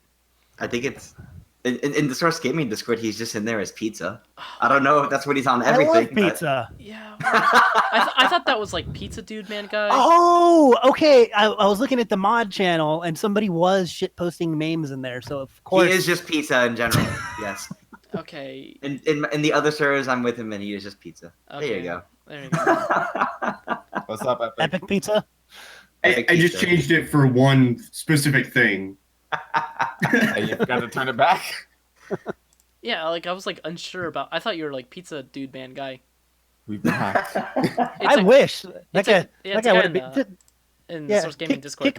Kick Martin out and invite Pizza Man Dude Guy. I actually did invite him. He was too busy today. Oh, that son of a bitch. Yeah. His YouTube content's pretty okay. That sounds like I'm belittling it. No, he has good YouTube content. Good videos. I enjoy it. He does Smash content. Mm-hmm. Yeah. Nice. So if any of you guys like Smash Brothers, I don't know about that. You can check out his channel. I'm tired of Smash Brothers as of late. Trying to keep the spirit. Get it, spirits? Listen. Oh. You know, it's going to be really funny if all those jokes about spirits ends up aging really poorly because that's not what it's going to be called. I think that'd be hilarious. Listen, I've got the inside track. I told you earlier, guys, in the chat, that the way spirits mode is going to work is how you unlock any new DLC and seasonal costumes, and you unlock them through something called spook boxes, which you unlock through spirits mode. You can pay real money for extra spook boxes, or you can get them daily by doing different quests. It's a really groundbreaking design choice. Nah, man, I hate video games. It's theory, doesn't it? Because, spook boxes. I like how we started off with like 2 people at the very beginning of this, and now we're 5. Yeah, exactly. So, Hydra. at the beginning of the stream, I said there was I had a funny story to tell. I don't know. Did you never tell it? Wait. No, I didn't tell it because we were talking about Smash. But I don't think it's as funny as it wouldn't be as funny to you guys as it was to somebody who was actually in it because of the tensity of the situation. But I guess I'll tell it. I hope. I don't think this would be not controversial, but be too as much of a disturbance. But oh God, I'm disturbed already.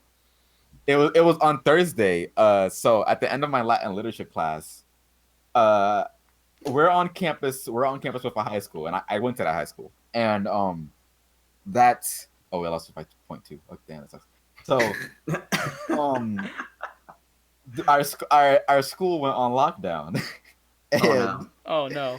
And the high school that, mind you, this is the high school that I went to, because the high school that I went to is also is on the same campus as the college that I'm currently going to.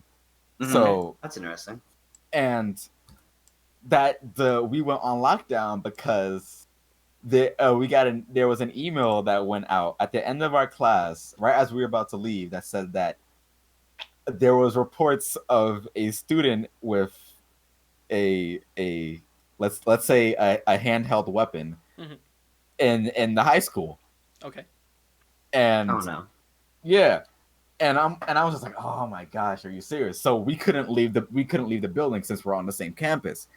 And I was really pissed off because not only is the situation not in our school, it's in the school right next to us, but the bus stop is also right across the street.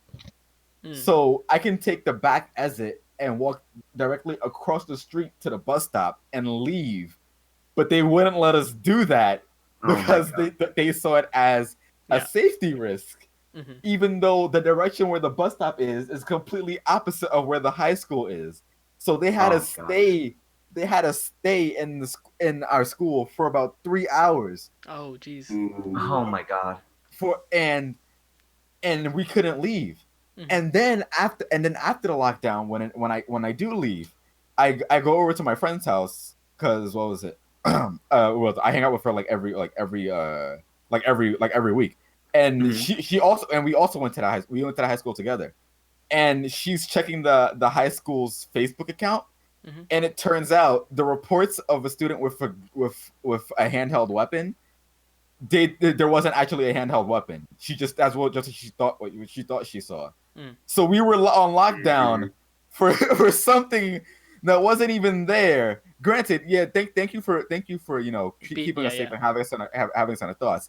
But I was sitting there doing nothing for 3 hours. Oh my God! Thought that they saw a handheld weapon, and it was just so irritating.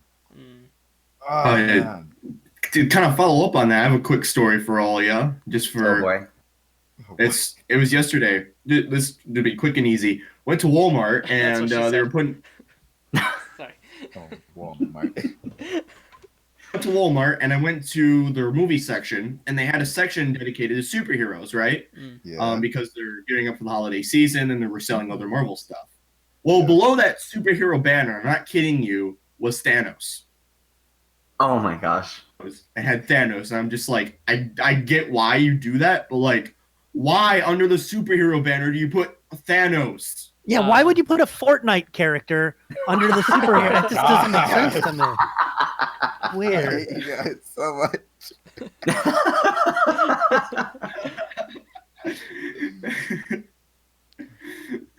Gosh. Oh man. When was the last time we played Fortnite on the street? I tried it once and I just didn't like it. You don't like it? Yeah, but Have you tried playing Paladins? It's the children who are wrong. Yeah. No, it's not me. I love that. Man. Oh man.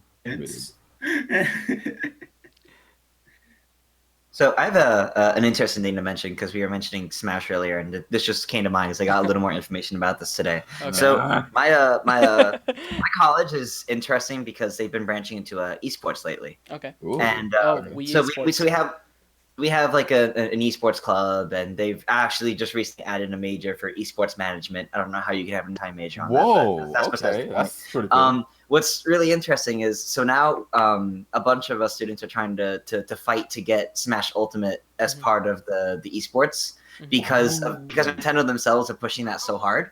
But because Nintendo's pushing that so hard, they went from saying absolutely not for Smash 4 to now actually willing to listen to us for Smash Ultimate. So that actually might be happening. So that's even though a bunch of the Smash players that are super excited for Ultimate are seniors and we're graduating next semester, it's still a matter of like, hey, we actually might set this precedent for future students. And it's pretty cool. That's amazing. Wish my school had that. Although we have a gaming rec room, like that's it. So yeah.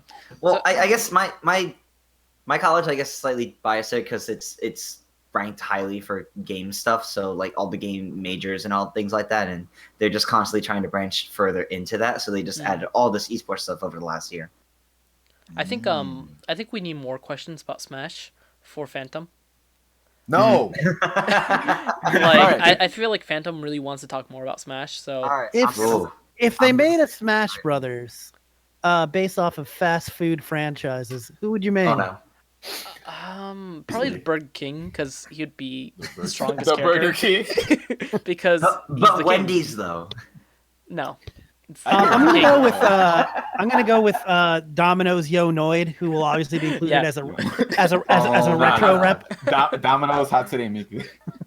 Oh my god. I'm gonna say this. And I'm tired of all these. I'm tired of all these Colonel memes. I mean, I get it. He's OP. It's not feeling it though, man.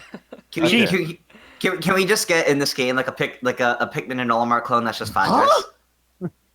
What? What was that about? I'm playing Splatoon, and my friend, one of my friends is on the opposite team. I'm on Team Treat, and he's on Team Trick, and I'm fighting him right now in the back. Oh, on complete random. Wow. Okay. Oh, you know what? That's fair. That is completely random. Gosh. I agree with Derbion. Burger King would obviously have the K. Rool crown throw. Yeah.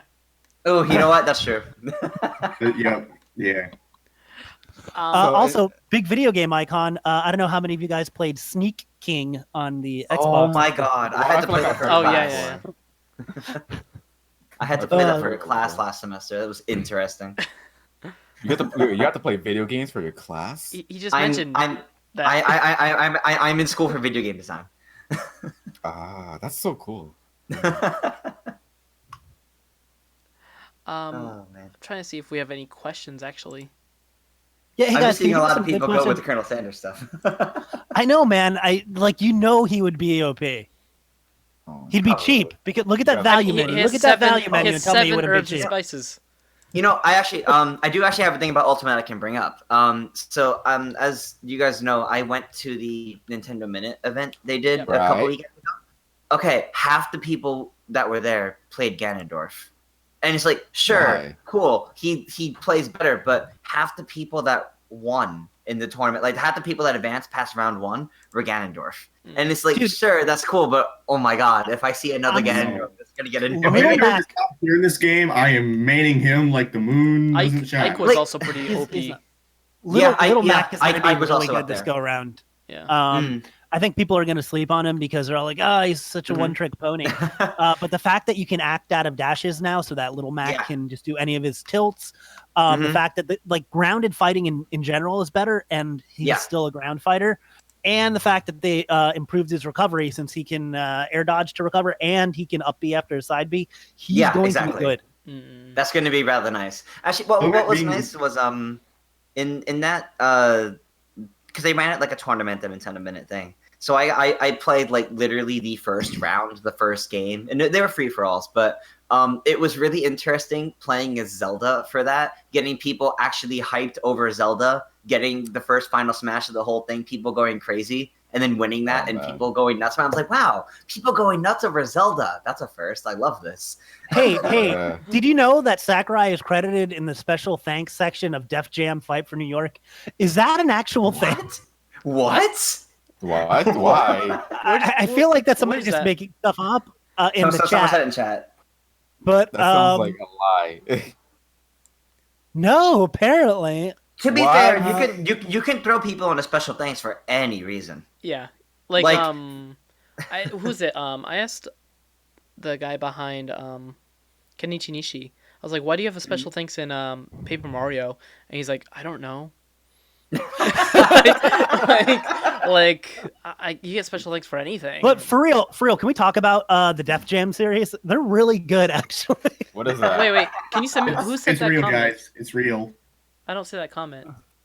Oh, it's here from Your Pizza. best friend. From So Pizza. Def Jam, there's a record label for rap and hip hop called Def Jam, and so they created I think 2 games, but the big Interesting. one was Def Jam Fight for New York, and it is like the most ridiculous thing ever because I believe it was AKI, the people that did the N64 wrestling games, like the WWF No Mercy and WCW Revenge and WWF, like all. So it plays kind of like that. It has the same grapple system and combat system, so it kind of feels like an updated version of that.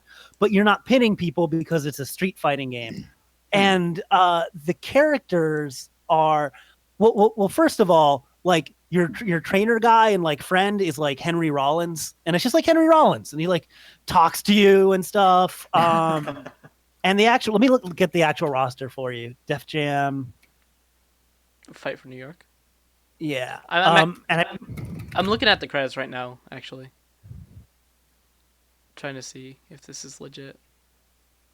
So first of all is Blaze, who's portrayed by Method Man. Busta Rhymes is a character, just Busta Rhymes. Carmen Electra, Crow, who's one of the owners of the Fight Clubs, but he's Snoop Dogg. He looks and is voiced by Snoop Dogg. D-Mob, Danny Trejo, Machete. He's one of the characters in the game. He's one of the fighters.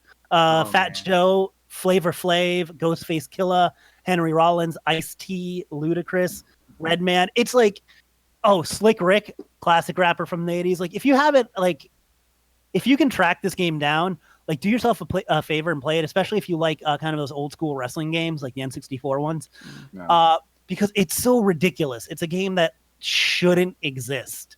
Wow. Bold Like- statement there. Well, I mean, it's just like so unlikely. Fair. Yeah, it's just like, and it was a Japanese development team because the team was the one. It's literally. Let me see who. I think it's AKI. So what you're saying Yeah, is screw AKI. Smash. This is the real All-Star game. Oh, it's so good. Y'all are the worst. Yeah, and it like, and the story mode, you create like your own, like create a character, and it's just, dude, like I can't. I need to stream that game. Let me talk to Colin. Oh, man. We should stream the story mode for that game one time. Oh my gosh. Dude, it is legit, dude. It got an 8.7 out of 10 from IGN. 97% like this game. It's like know not what? a That's bad fair. game. So Really? why shouldn't it exist? It shouldn't exist because like it's a monstrosity. It shouldn't exist. It shouldn't exist because all of those elements should not have come together to create that game. You know what Okay, I'm saying? that's Like fair. there's no reason that Def Jam Records decided to have a video game and asked the dudes that made WWF No Mercy to do it. And then it starred not only people from their record label, but like random other people like Henry Rollins and Danny Trejo.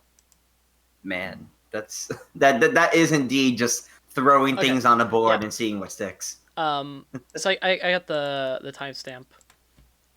Yeah, Def Jam Vendetta, somebody said that was the sequel, and I think that one went farther away from the regular AKI style grappling and to be more of just like a regular fighting game, and it wasn't as good. So yeah, it does say Masahiro Sakurai. On it, it says EA thanks. I'll put it on screen. Interesting. So The more you learn, man. What year was this made? Ash. 2004, I think. 2004. That was like right before Brawl. Yeah. So before Sakurai made Brawl, he was actually a freelance employee. He still is a freelance okay. employee, but that means that he was free to work on whatever he wanted. And he actually made an LCD game with Sega for the Mushi King series. So he also like provided consolation and stuff like that. Okay. Interesting. So it's very possible that he was, contracted to help like provide some advice or direction on this or. What a world. God. So I guess what we're saying is Busta Rhymes for Smash. Yeah. No. See earlier. That'd be cool. Let me. I In put it the up on screen. I guess the question is, what era Busta Rhymes? I mean, are you gonna get classic? I think when Sakurai adds somebody, he adds Classic versus modern. Thanks, whoever brought up Def Jam, Fight for New York. By the way, thanks a lot for. Someone in the chat. Yep. Yeah, no, I just randomly brought up Def Jam. It's like it's been burning in the back of my head for years. Never forget this. Never forget this image. That is amazing. EA thanks. Method Man, Chris Judge, Masahiro Sakurai. Wow. Is there a Japanese version of this game? Like, then we could check the kanji. Oh, sure. Can we tweet that out? Just like I feel like no context, just that image. I think that's a great tweet. Do it. I'll do it. Oh, Thank man. you. Is there actually was this released in Japan at all? Do you know? I don't It seems like a very American game, and it was an EA game, so I doubt it. But let's find out. Let's find out. It was released in Japan on September 25th. Oh no. Interesting. All right, let's see if I can find the Japanese credits. Oh man. Why would somebody upload that? Any more any questions that don't relate to late 90s and early 2000 rap icons?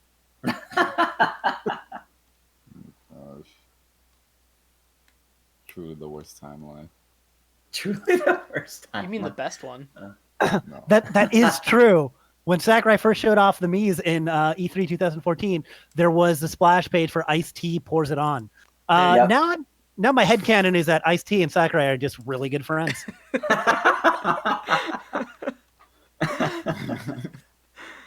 Oh man.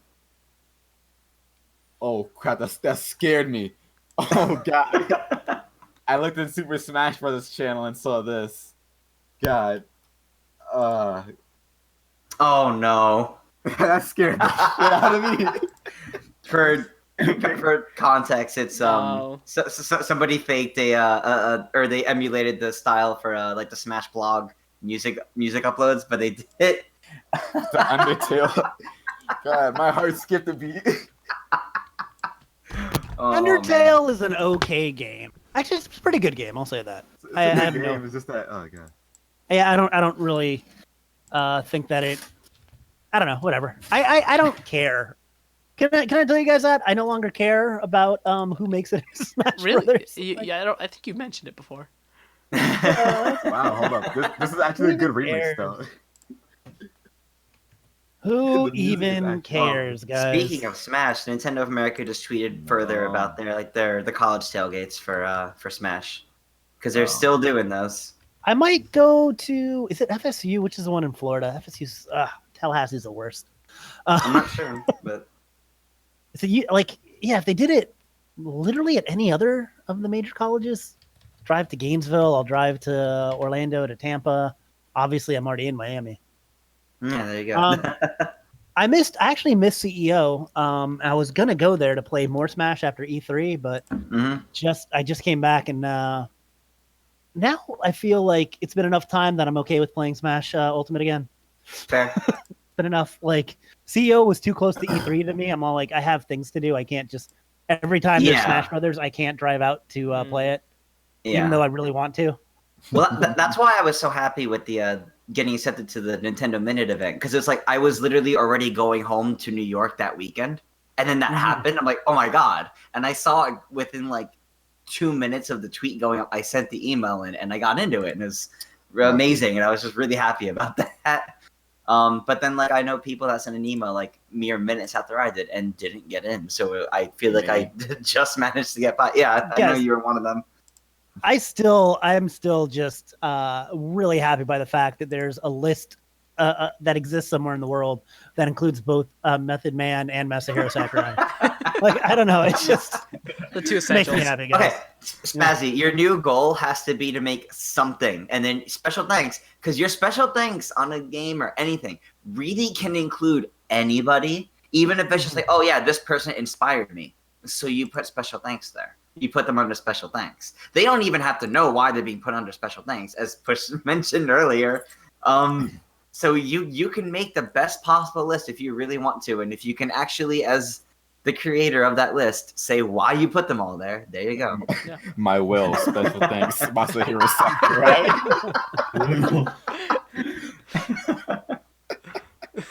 Oh man. Do you think Gino is base game or DLC? DLC. I'm gonna say DLC. He has that same kind of he has that same kind of following I feel that Mewtwo had with Smash 4. That he'd be that really, really hyped up DLC character. I mean, Yeah. I'm gonna go a different route and say base game. I actually think things would be a little different this time around, so might as well stick out from the rest. People like you give these people hope. What am I supposed to do? I'm tired of Smash Brothers. Let me talk about Smash Brothers for a second. Can I say the F word? No. That's forward air. It's forward air. Is that a real yes or a real no? No. Can I say No. no? I don't give a shit. Yeah. Okay. All right. Stop fucking swearing. All right. As much as I fucking love Smash, I fucking hate talking about Smash Brothers. Why are you here? Yeah. Man, No. you Let me explain. So you are a weird dude. let me game explain. Go play Wario Land. Let me get I'm playing Splatoon right now. I love Jeez. Smash Brothers. I love being able to play as my favorite characters in a series. But God, when you guys start speculating about let me just be also upfront. My first Smash Brothers game was Smash 4. What? I didn't know what the fuck a Smash Brothers was. What? And otherwise, except the one time I played at a tournament at Did your Toys R mom Us. like keep you in the closet, like in the No, Harry Potter closet? I just what didn't the know. fuck? All I really cared about was Pokemon, Kingdom Hearts, Bakugan, There's Beyblade. Pokemon All in right. Smash Brothers. That doesn't matter to me if it's not Pokemon at the core. There's a lot of Pokemon in it. Okay, yeah, but I'm not playing a Pokemon game when I play Smash Brothers. That's a This is thing. the unlucky episode. No. This is the unlucky episode for Phantom here. So guys, I'm like- gonna go because I'm gonna drive up to Tampa to do Busch Gardens Hallow Scream because I did Halloween Horror Nights 2 weekends ago. So I'm trying to hit up all of the Florida Halloween attractions Go have because fun. there's a lot of them. Yeah, You've got 11 days left until those are all gone. Spazzy, whenever I read a story that says Florida Man, I always think of you. Oh, that's usually me. We love our alligators and golf courses. I saw that news article the other day about the giant one that came back. Let me tell you, this is going to be a very Floridian thing to say. Alligators aren't that bad. No, but this thing was about like a here's the thing 13-foot one. Yeah, no, they're like he was 14 foot. His name is Chubbs, and he lives on a golf course.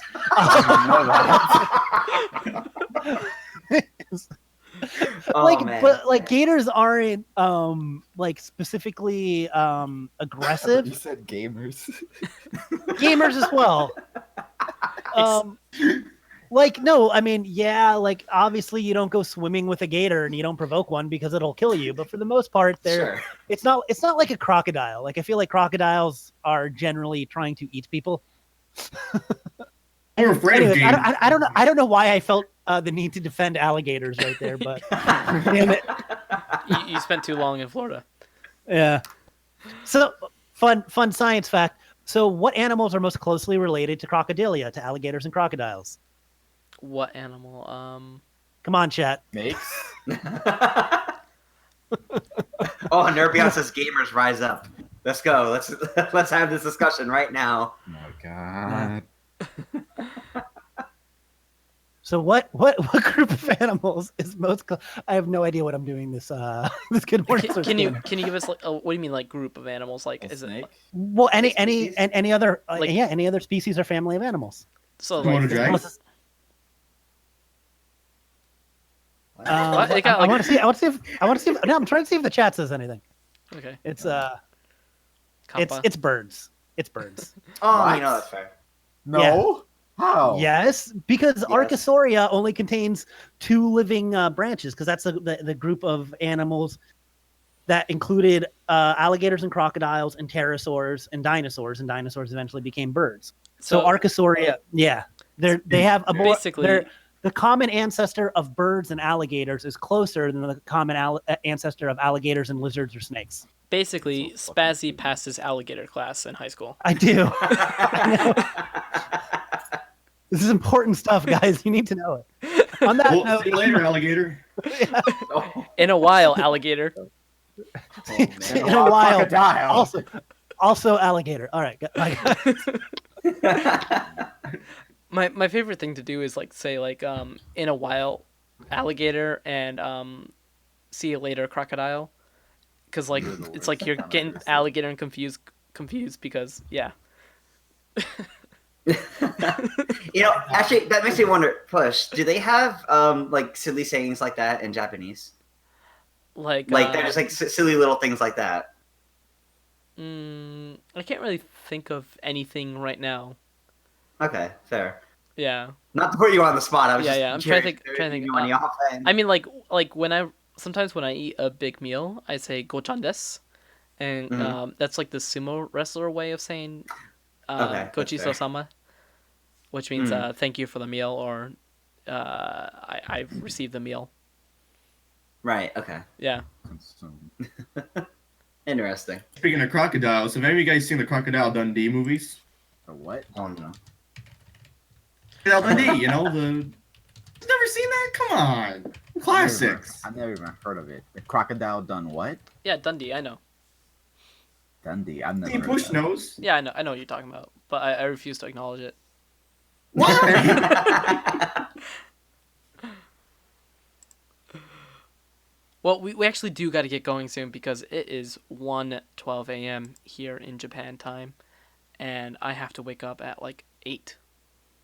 Oh boy. So, Yeah. let's Yeah. Go get sleep. and I've been awake since 7 a.m. this morning. Oh boy. Hey, Yeah. Same here. Yay! Hey, Even wait, though, wait. wait, wait a wait. minute. Okay, I've been awake since 7 a.m. But that But that was only 5 hours ago. Yeah, yeah. Yeah. Yeah. Mine was like 20 hours ago. Yeah. Big difference there. All right, guys. So it's been fun. Thank you guys for joining us. Thank you to everyone who has been on the stream up until now, and thank you for everyone who has joined us in the chat. It's always a pleasure to see you guys here on the weekends. And I think we'll be doing this again next weekend. I know we missed last weekend, but I think we'll be doing it next weekend, and we'll try to do some something more Halloween-y, I guess. Ooh, I'll try to be there. Okay. Yeah. I'll try. All Remember right. to order pizza, guys. All right. See you guys. Special thanks to Operation the Duke of Dorks. Woo.